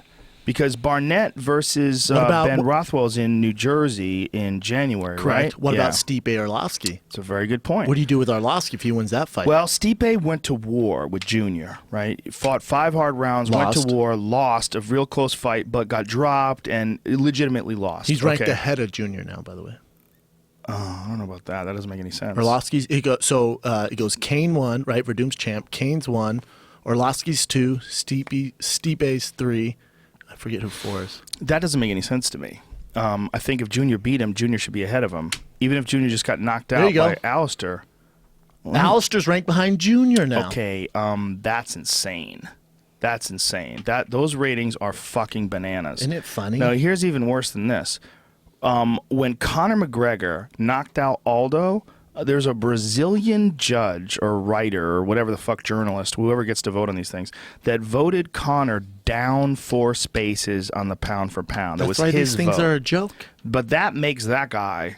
he is no longer credible. You cannot have that guy vote anymore. This has got to be That's old. a disgrace. Because it's got to be old because if you go back, it has Overeem under this is current. So this is no, old. it's current. This is current. Even though he just knocked out Dos Santos, he's still ranked below him in the Holly heavyweight Holm division. is ranked doesn't make below any Ronda. sense. Yeah. She knocked Ronda to That's automatic. How That's the automatic. fuck- This is old. How the fuck No, does this that isn't make... old, No, brother. Eddie, that's not This is automatic. updated, man. Do you understand? They have like some goofy system of how they do this thing. And there's a bunch of dummies out there that somehow or another think Ronda should be ranked above Holly after Holly knocked her out because Ronda's beaten so many people. And That's same insanity. These same silly hoes wait for us to do these podcasts and so they can Talk write their shit about stories. us. Yeah. Yes. Well, this is clearly the most nutty thing ever. If you look at the heavyweight division, Jamie, scroll down for the heavyweight division, please. Who do you got on the rematch? Hold on a second. now. Let's go over this real quick. Look at this. Cain Velasquez makes sense, of course. He was the champion. He lost to Fabricio. He's beaten everybody else, right? That makes sense. He's the champ. Arlovski, he's done really well, but number 2, boy, that's a tough sell. That's a tough sell when you look at the difference between the guys he's beaten and then you look at the guys that Alistair's beaten. If you look at Alistair just beating Junior, I think you got to put him right up there Alistair with lost to Arlovski. Travis Brown. Arlovski beat Travis Brown. That's true. That's a good point. That's a good point. Junior beat Yeah. Stipe. It's fucking weird. It's man. tough because Junior, and Arlovski never fought. That's so a you great don't, fight. That would be a great fight. That's the fight that's going to happen if Andre loses. If Andre loses. 100%. Boy, who knows what's going to happen with Junior now, though. When Junior get KO'd like that, you got to take some time off, He's never right? been the same. To me, after the Kane fights, he's just not, it took too much on it. See, I look at the fight with Arlovski and you, that's a super close fight. That was so close. That was anybody's fight. Anybody could have won that most fight. Most people say Schaub won, but and then when I mean most people, I mean everyone. And then Arlovski's last fight against Frank Mir. That was another he knocked out. Remember, he knocked out Bigfoot. Travis Brown. He knocked out Bigfoot, which was beautiful. Frank Mir, Travis Brown. Now he's fighting Stipe. We didn't knock out Frank Mir. Him and Frank Mir had that. Oh, that's right. The that really boring fight. And they're like, let's do it again. Absolutely not, sir. So that's 2 fights that he had that were really slow to pull the trigger. Not much happens. Travis just went after him, and he went after Travis. And I think a lot of that might have been familiarity because both those guys knew each other really well from the gym, from training together. And the word was that Arlovski would get the better of Travis in sparring. When there's nothing on the line, it's all just skills, right? When you're just in the cage, you're training together, there's no pressure, there's no media, there's no nothing, then you just see skills. Arlovski has some vicious fucking striking skills. Like, if you go back to just skills, you go back to his early fights and you watch his knockouts when he was the UFC heavyweight champion. Fuck, Phenomenal. Dude, his right hand was a piston. There was no fat to it. He would just uncork that motherfucker on dudes and just sleep them. Well, I think the reason, why my fight in Arlovski's was so boring is we trained a lot together, too. And they were, if judges are scoring, it was the same fight. It was very, super close. Right. So we knew each other. So we were both so nervous when we fought. Because it's when you're going in, you're like, fuck, man. Anything can happen. Fuck, this fight's going to be tough. Yeah. Yeah, and Arlovski, knowing that he had that advantage over Travis Brown from training, looked real confident in that fight, too. He looked real relaxed in that fight. What a fucking crazy slugfest that was. The Travis Brown-Arlovsky fight might have been one of the greatest first rounds or one-rounders ever in the history of the heavyweight division. I agree, especially where they're ranked. And now you got Brown versus Mitrione. That's a motherfucker for a fight. Travis Brown's fighting Mitrione? In Boston, son. On TJ and your boy Cruz's card. Whoa, that's Brace right. yourself. Oh, that's my a good goodness. fight. A lot of people are overlooking that. It's a great Why fight. did I feel like Mitrione was fighting somebody else? I don't That's know. a great fight. That's a stand-up war. You know what else is a great fight that's happening in New Nelson, Jersey? Roy Rochelle. Nelson and Josh Barnett and Big Ben Rothwell. That's a great fight. That's a great fight. Of veterans. Ooh, that's especially after Josh Barnett looked so good against Roy. He looked fantastic He against looked Roy. amazing. 5 Although he got hard taken rounds. down a bunch. So what? Nothing happened. You know, you got Roy versus Jared Rosholt. Yeah, that's a good fight too. It's not really a blockbuster. I'm just saying you got Rochalt's got to, he's got to minus P's and Q's against Roy. Yeah, because you he's get going to be in knocked the front. fuck out. He's going to be in front of Roy. He's been knocked out before. Yeah, and he's going to be in front of Roy. He's not like going to be Alistair Overeeming it. No. The way Overeem fought Roy, he got knocked down too. Remember that? That's He's true. a very good wrestler, and we might see Roy Nelson on his back a lot. You're right. You're right. We might. We might. That's his game plan, 100%. Yeah, It's really good point, man. High level wrestling right there. That fight's not going to break any records for style points. I can promise you that. Unless Roy just knocks him to fucking next week. Did you see that fucking new dude, Ngannou, the French guy? Yes. That fought- Bodied up. Good Lord. Was that DJ from Street Fighter? He looked he was bodied up, son. Dude, that guy is fucking big. He got on the scale, and for all I could look at is the size of his feet. I was like, this guy's got canoes. He's got canoes under his He's ankles. a fucking He hits monster. hard too, but he got taken down off of a kick. But the dude who took him down couldn't do anything with him, and then he got back up and just boxed him up, man. Nasty power. Him and that DJ, is it DJ Lewis, the Beast? Him and DJ need to Yes. fight some black on black crime. Oh, the boxer? No, Which the one? Beast. You know the Lewis who knocked out. Oh, I know who you're remember? talking about. He was like beating Yeah. his chest and then Yeah. called out Mitrione, and Mitrione was like, "Huh?" and like Yeah. knocked him out in like 30 Yeah. seconds. Derek Lewis, right? Yes. Yeah, Derek Derek Lewis. Lewis. Yeah. Oh my God. Little black on black crime. Yeah, but this dude Ngannou is a nasty striker. That boy is man. bodied up. He's also really good, man. His striking is fucking strong. I really enjoyed watching his striking. I was like, ooh, this guy with a few fights under his belt. How's his ground game? Well, he had good defense. Being French he is got always taken tough. down. You're right. He got taken down and he got controlled on the ground, but not much happened to him there. And once he got up, good Lord, he hit that dude with a left uppercut that just shut the lights out. Night. It came right through the arms too, right through the guard, like right up the middle. There's a better uppercut over the weekend, not to change subjects, but did you see Ortiz versus Jennings in the heavyweight bout? Yes, I did. Jennings has never been knocked down. Ortiz's Yeah. uppercut was fucking filthy. Yeah, he's nasty, man. He's a 36-year-old Cuban. No one wants to fight southpaw. Mm-hmm. Everyone's like, what the fuck? And they couldn't believe Jennings took the fight because he has over like 350 amateur fights Well, Jennings was he fought Klitschko. to a decision. Yeah, and had a real good fight with him, Yeah, and man. he's got to take that fight because this is a fight that if he beats this dude, it sets him right back up. The only thing is, they're saying with Ortiz, like, no one really knows him. He's super dangerous. Southpaw, 350 amateur fights, just this monster in Cuba. This the technique, so clean, He is fucking nasty, so man. good.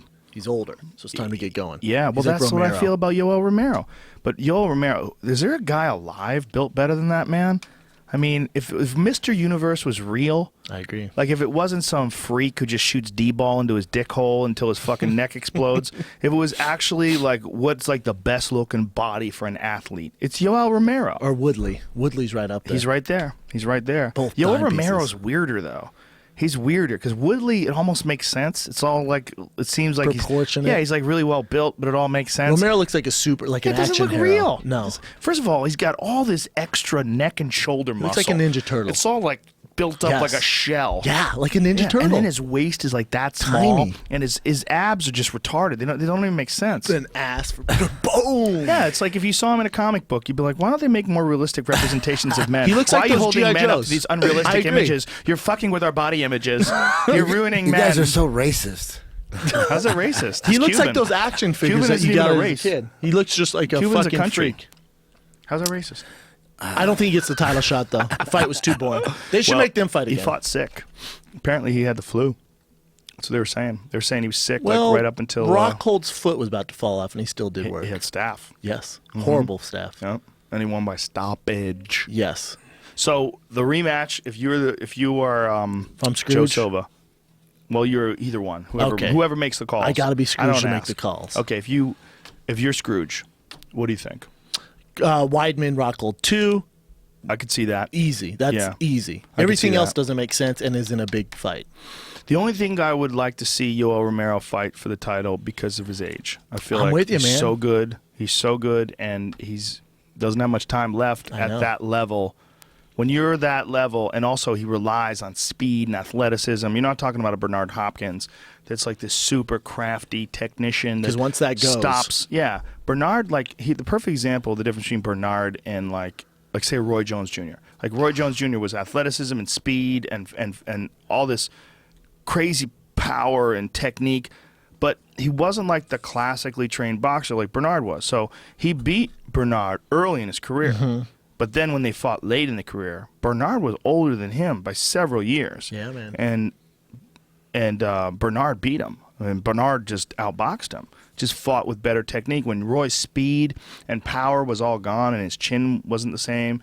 Did you see him just get knocked out last In the week? 4th round. He fought again? Dude, he got knocked out bad. dead. He How? got knocked dead in What? Russia. 4th round. Do we have a video of that? There's like Yeah. 18 people in the crowd. Oh, man. No, Seriously? he's popular in Wait a Russia. minute, how man. old is he? He fought a cruiserweight contender. That's the Why is he problem. How old doing is that he? shit? 195. Fought at 195. He was the Sucks, champion. man. He was a champion at 175, and then of course he went up to heavyweight. He fought John Ruiz, won the heavyweight title. But see, Wasn't that 20 years ago? a long time ago. He's How old is- 46, I think. He was or my Oh, favorite that's 47. not, that's not that old. No. No, Well, that when is he was in old. his Wait, best. that's- Well, it's old. He's still 47. fighting, son. Yeah. 46-year-old Roy Jones Jr. knocked out in first bout as a Russian citizen. That's so rough. They had to throw a Russian citizen there. Note the red, white, and blue theme of BloodyElbow.com. What if they, Give paid me these him? red, white, and blue. It's like they're like fucking. It's like that statement along with their color layout. It's just coincidental, but it's almost like "fuck you, you fucking traitor." Yeah, it is Da, weird. da, da, da, da, da, da, da. It's a bummer to see him get knocked out. What if man. they paid him Yeah. to Oh, get they- knocked out? No, they definitely Hell no. didn't. You don't think he got they're- Not a stunned. legend. They like would that. never do No. that. He doesn't need money. Well, no, it was a good fight up until he got tagged, dude. I mean, it's real. You want to see it? I would love to see it. Find the it's video. it's He behind the ear that fucks him. Well, he first got dropped with an uppercut. Less Yes. than a round? He fought a real good guy. He fought a legit contender in the cruiserweight division. And fighting a cruiserweight is like, here it is. The dude he fought is fucking good, and the guy's long.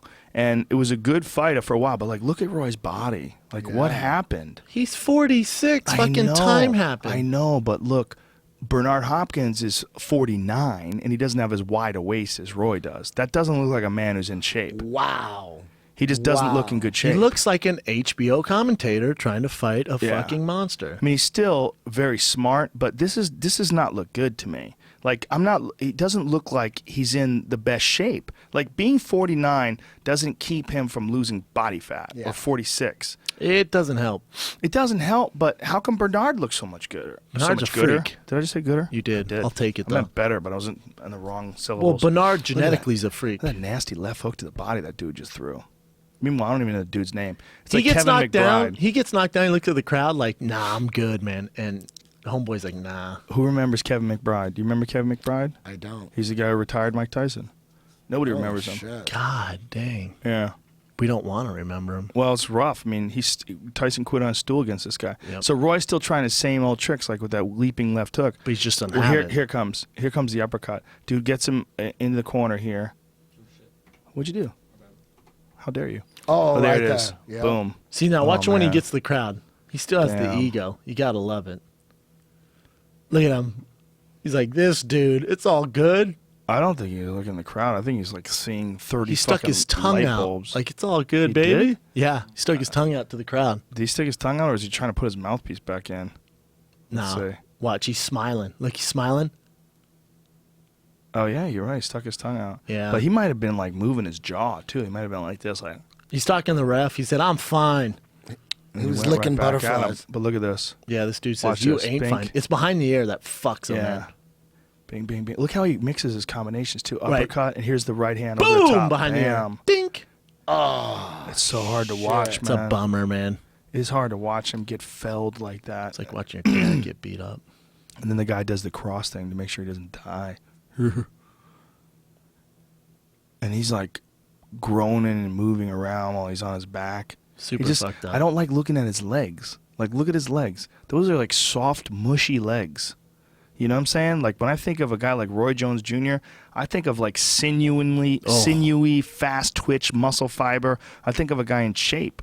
I'm looking at his legs, and I'm like, that's a guy who's not in shape. Like, That's his one of the best boxers of all time. But look at the definition.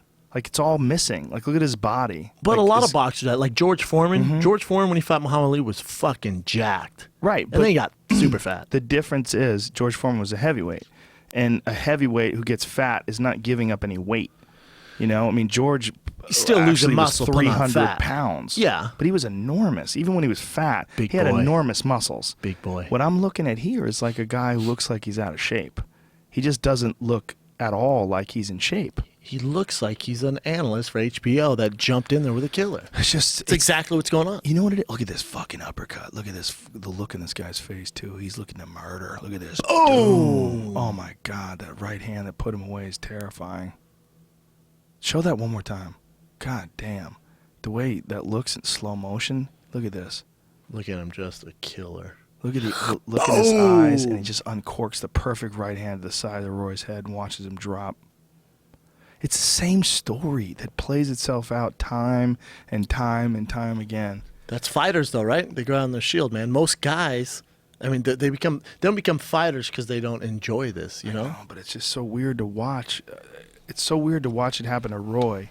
For whatever reason, like, here, do me a favor and put on Roy Jones Jr. versus Virgil Hill. Let's go back to the prime. Go back to when he was the light heavyweight champion and he iced Virgil Hill with a right hand. His to the highlight body. reel? Yeah, go to the highlight Go reel. to his highlight. Yeah, go to Roy Jones' highlight reel. That's even better. When they have his song? Dude, I mean, who the fuck was like this guy? He's the best of all time to me. I love him. He's my favorite. My favorite to watch, for sure. Right up there. You know, the only other guy that was one of my favorites to watch, but for a different reason, well, Roberto Duran, for sure. But also, look at his speed. But look at his body, son. Look at him dancing. Robot. He was amazing. Pop, drop, and lock it. But he also had a weird body. Like, he had, like, giant bicep muscles. Like, his biceps were giant. Like, Jesus Christ. Look at that left hook. He was just so fast, but he relied on this. Look at that. Come on, son. Fast and powerful. Oh. But once that goes away, it's not a fun game. But look at look at his body. Boom. Look at his body here and compare it to the body of the dude that we just watched get knocked out. I mean, this is a fucking... Damn, look at his body there. Yeah, He was 46, bro. I know. I understand. No, I mean, I'm not saying that, you know, he has some sort of a work ethic problem.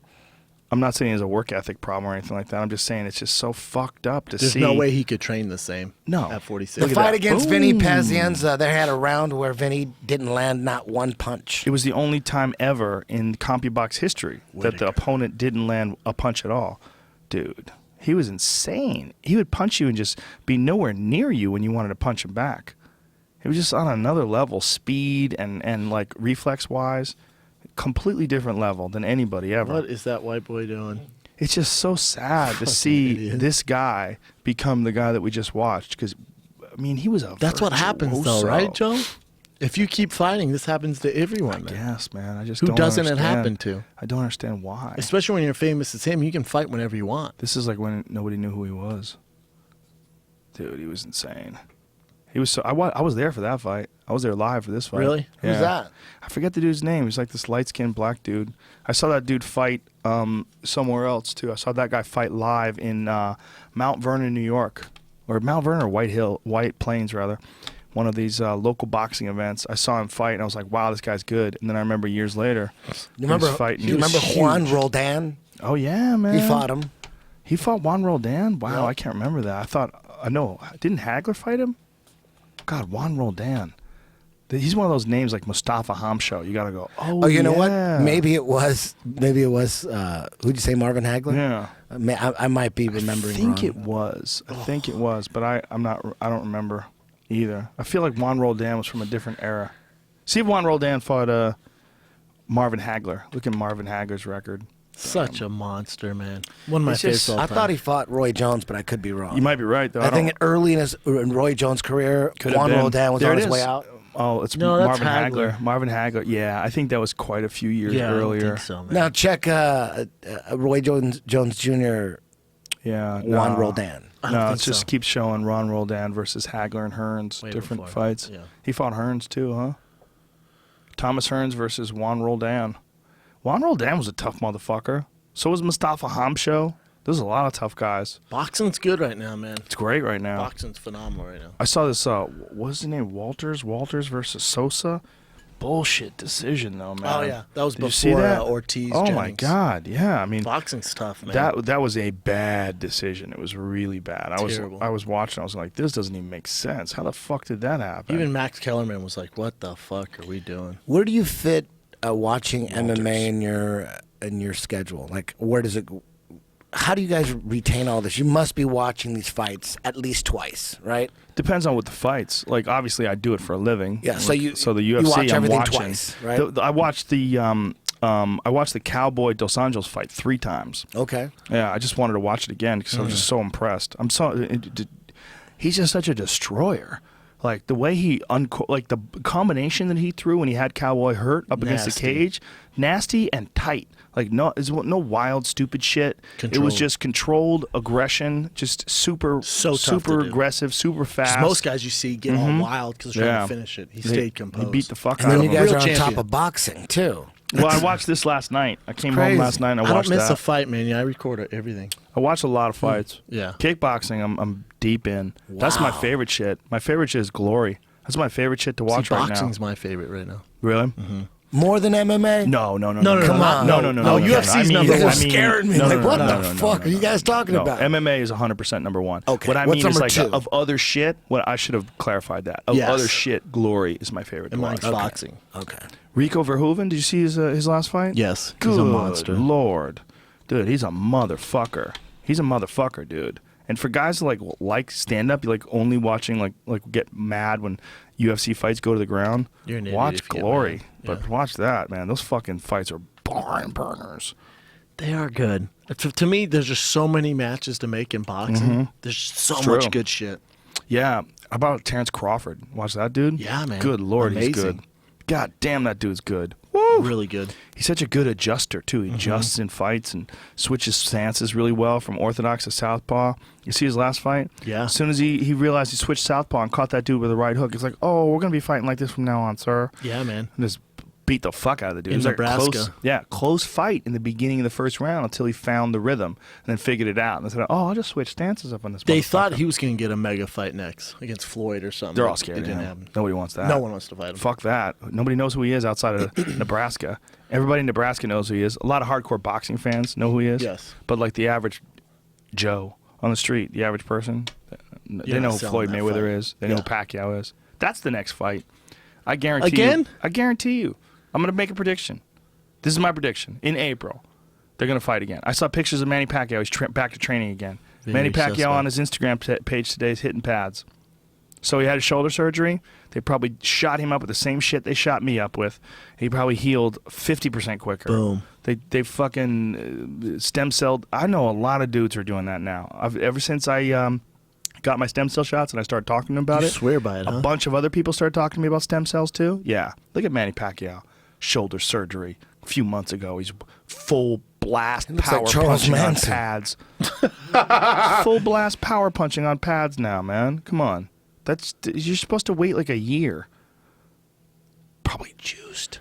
Fake photo. They probably whacked them with the secret sauce. The secret sauce, So one son. way to fix you up We right talking quick. about a big man. Listen, they ain't gonna know. This ain't the UFC, bitch. This ain't no drug There's no testing. testing, son. Not in between. That's one of the beautiful things about these guys too. In between camp, like if they get injured, that's what steroids are for. Boom. It's what they're for. They're supposed to get you back out there quicker. Dude, for a football player or any sort of an athlete in another sport that doesn't get tested outside of seasons, you're supposed to do steroids. They make you look at it. He's back. He's got a little tiny baby Powerful scar too. goatee. They give you little baby That's scars a now too. painting. They go. That's not a Painting. picture. That's a lot of filters. Photoshop, to look bro. jacked. That's Photoshop, bro. I can put my head on that. They're gonna put Eddie Bravo's head on that tonight. Guarantee it. Hey, Especially when you had that goatee. good luck, Honey Dick, and the fans, and Floyd Manny Dude, too. it's gonna happen. There's my Nowhere- prediction. nowhere I may be near the wrong. I'm wrong first. about a lot of shit. But here's my prediction. They're going to open up that new arena in April. The new arena in Vegas, the big one. Yeah. And in April, they're gonna have Floyd Mayweather, Manny Pacquiao, dos. I like it. I think I'll Floyd, buy the fuck I think, out of it. I think Floyd Mayweather starts talking. It's Take right my now. money. It's December. I think he starts talking somewhere around January, the end of January. Ooh, I like where your head's starts saying, you know what, I'm thinking about coming back. And then he honey dicks Terrence Crawford and Canelo Alvarez and everybody else.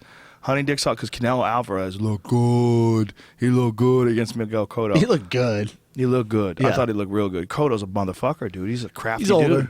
He's older, but Yeah. he's still very good. Yeah. I think, and then Manny Pacquiao, you know, they start going over the fact that he got the shoulder surgery, and then they show him hitting the pads to get everybody to believe again. He starts talking about Jesus.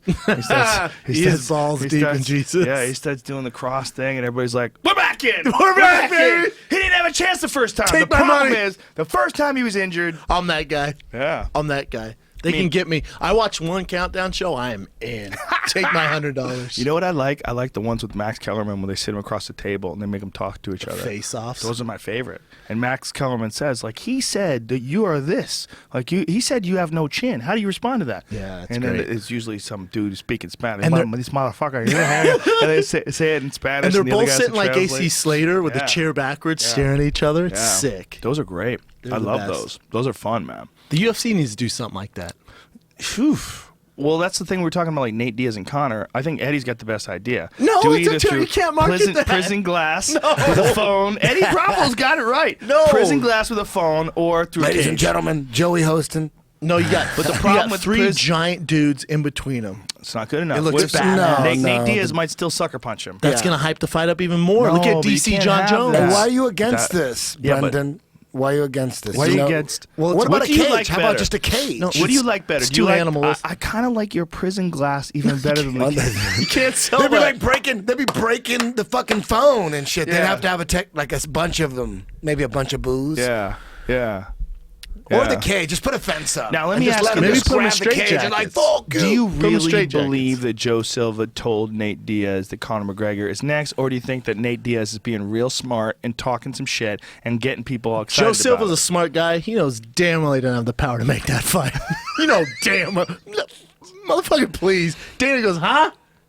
That's not the fight. it? Yeah, right? Dana probably texts him, did you tell him that? Joe goes, no, I didn't, sir. What? Ninja versus Ninja. Diaz says UFC match. Yeah, that's what we just said. Yeah, I just don't. I don't see him doing that. I think Nate's being smart. I think he's talking shit. I think it's great. I think he's talking shit. You know That's who's the not, fight. you know who's That's the not fight. talking shit that should? Who? Frankie Edgar. He Oh should no, be. he did. He said if you're scared, get a dog. Yeah, I saw that. You gotta be relentless though. You know what I'm saying? I know. I guess. But it's not his style. It's not his style. His fighting should speak for itself, but that's not the I that's feel not the like- game plan now. I feel like there's only one fight to make it featherweight. There's only one fight. It's 100% Frankie Edgar. 100%. I couldn't be more emphatic about that. But fucking as a fan, That's what I'm saying. I don't mind this fucking Nate Diaz fight. I know. I love Frankie. I want Frankie to get the I shot. do too. I do too. love Frankie. If you're the king, what do you do? If I'm Scrooge McDuck, Dana you can White. make all the fucking calls. No. But no, I'm Dana. I'm not. No, Brendan. I don't even mean you're not even Dana, because Dana has to talk to Lorenzo. Okay. What if you're just the king?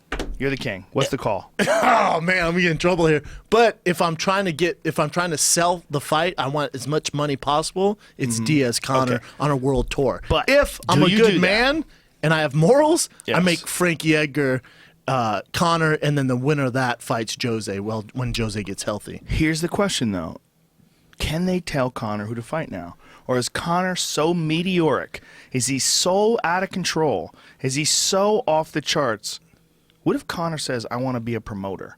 What if Conor says he wants to go money team? He wants to co-promote and do like He has Croke the Park. power. He almost does. He does. Does he? 80,000 Dublin. What? Yeah. Oh, he could sell that out in about a minute. Literally a minute. A minute, yeah. I know it sounds like we're on his nuts. Everybody's gonna fill in their credit card this. information, and then at the stroke of midnight, 11:59, they're all gonna press enter at the same time. Bro, I'm and the computer's gonna overload. All the servers are gonna crash. For reals, I'm terrified to fly because of ISIS. I'm there buying it front row. Yeah. Fucking what? Oh, dude, you'd be my guest. You'd have to come. It'd be amazing. It'd be amazing. Conor It'd be has the amazing. power to, if they go, we want you to fight Dos Anjos, he goes, nah, I'm good. Notorious Promotions. I wonder. He's gonna have his own fight. Notorious. Notorious. Yep. Look, man, I don't know. It's good for the sport. Here's what's what's crazy. It's almost like he can't get any bigger. So what happens now? Does he just go movies? Does he go parallel? Does he just keep staying big Vin for a Diesel long period of time? is fucking Satan of Hollywood going, come here. I want to do Final fucking Furious Fast 9. Come here. Let's fuck your career. And he's gonna ruin it. We're going to put you in fucking Transformer 13. Next thing you know, he's dating black chicks with big juicy asses and a lot of jewelry. That sounds awesome. That sounds ideal. And he's driving a Mustang off the top of a building. It's a fucking crazy movie. Dude. Hopefully someone is in his ear telling him the It's right fun. stuff. It's a fun time. It's a fun time to be an MMA fan, that's for sure. Especially for Conor McGregor. If I'm Scrooge McDuck, I'm the king of the world. Yes. I make the Frankie Edgar fight, or at least I make an attempt to. I don't know how much influence they have over him, but what I would say is, honestly, your future probably is at 155 pounds. You struggle to make 145, but your legacy will be complete if you beat Frankie. Okay, Edgar. what if Conor goes, 145 is too tough for me. I have to fight at 55. Abandon the 145-pound title and move up. And fight who? Jose Aldo meets Frankie Edgar in a rematch. Okay. For the title. I like that. And Nate Diaz. Then you have Nate Diaz versus Conor. His first fight at 55. If he gets past Nate Diaz, you'll 100% have him fight Dos Anjos. Correct. Dos Anjos fights Khabib Nurmagomedov in the meantime. No. Why not? He hasn't fought in forever. He's been injured. That's true. That's true. If anything, Tony Ferguson has a bad argument.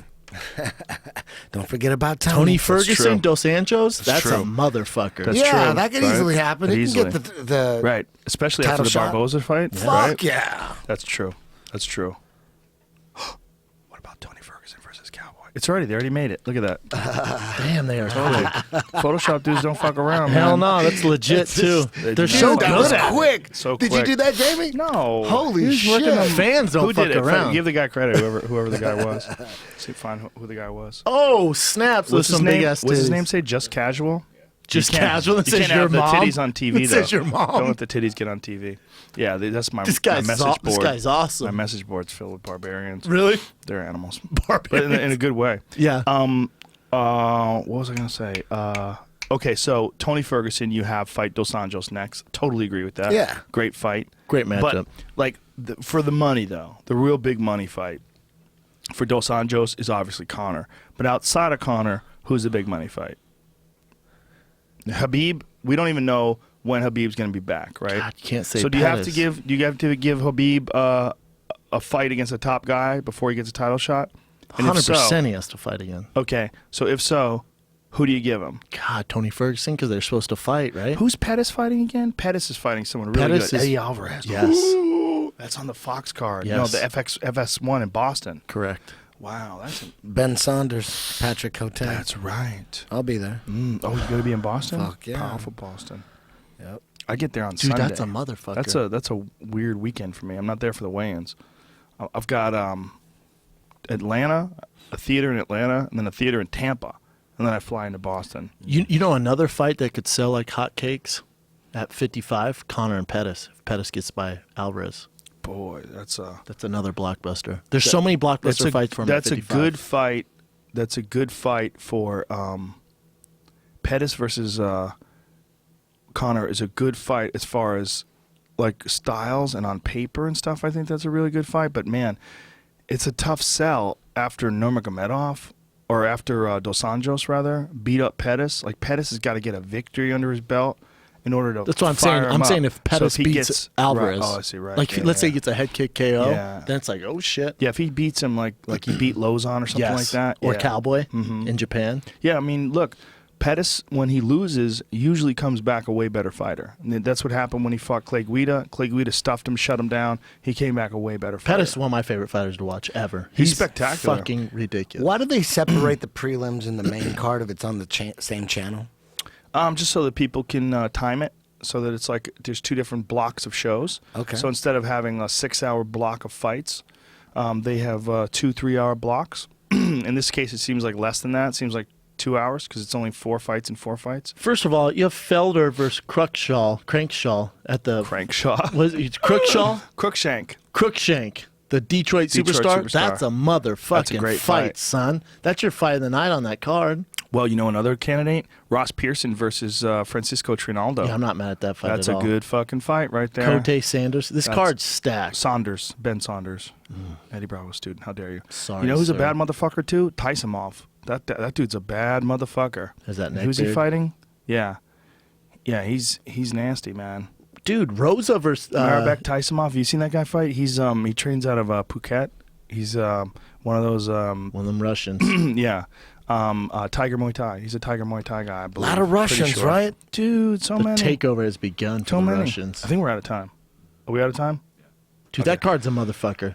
It's a motherfucker. So is time. That was 3 hours. We talked What? about fights for 20 minutes. We talked about sharks for an hour. We talked about Kurt Cobain for 2 hours. And then fights for 30 seconds. We did. We talked about it's the CIA killing John Lennon, and we made a few steroid allegations. We try to. We cleared it up. We want to get the MMA media and give them some fruit. There's your headlines, you little hoes. Good night, everybody. We love you. See ya. That was so fun, man.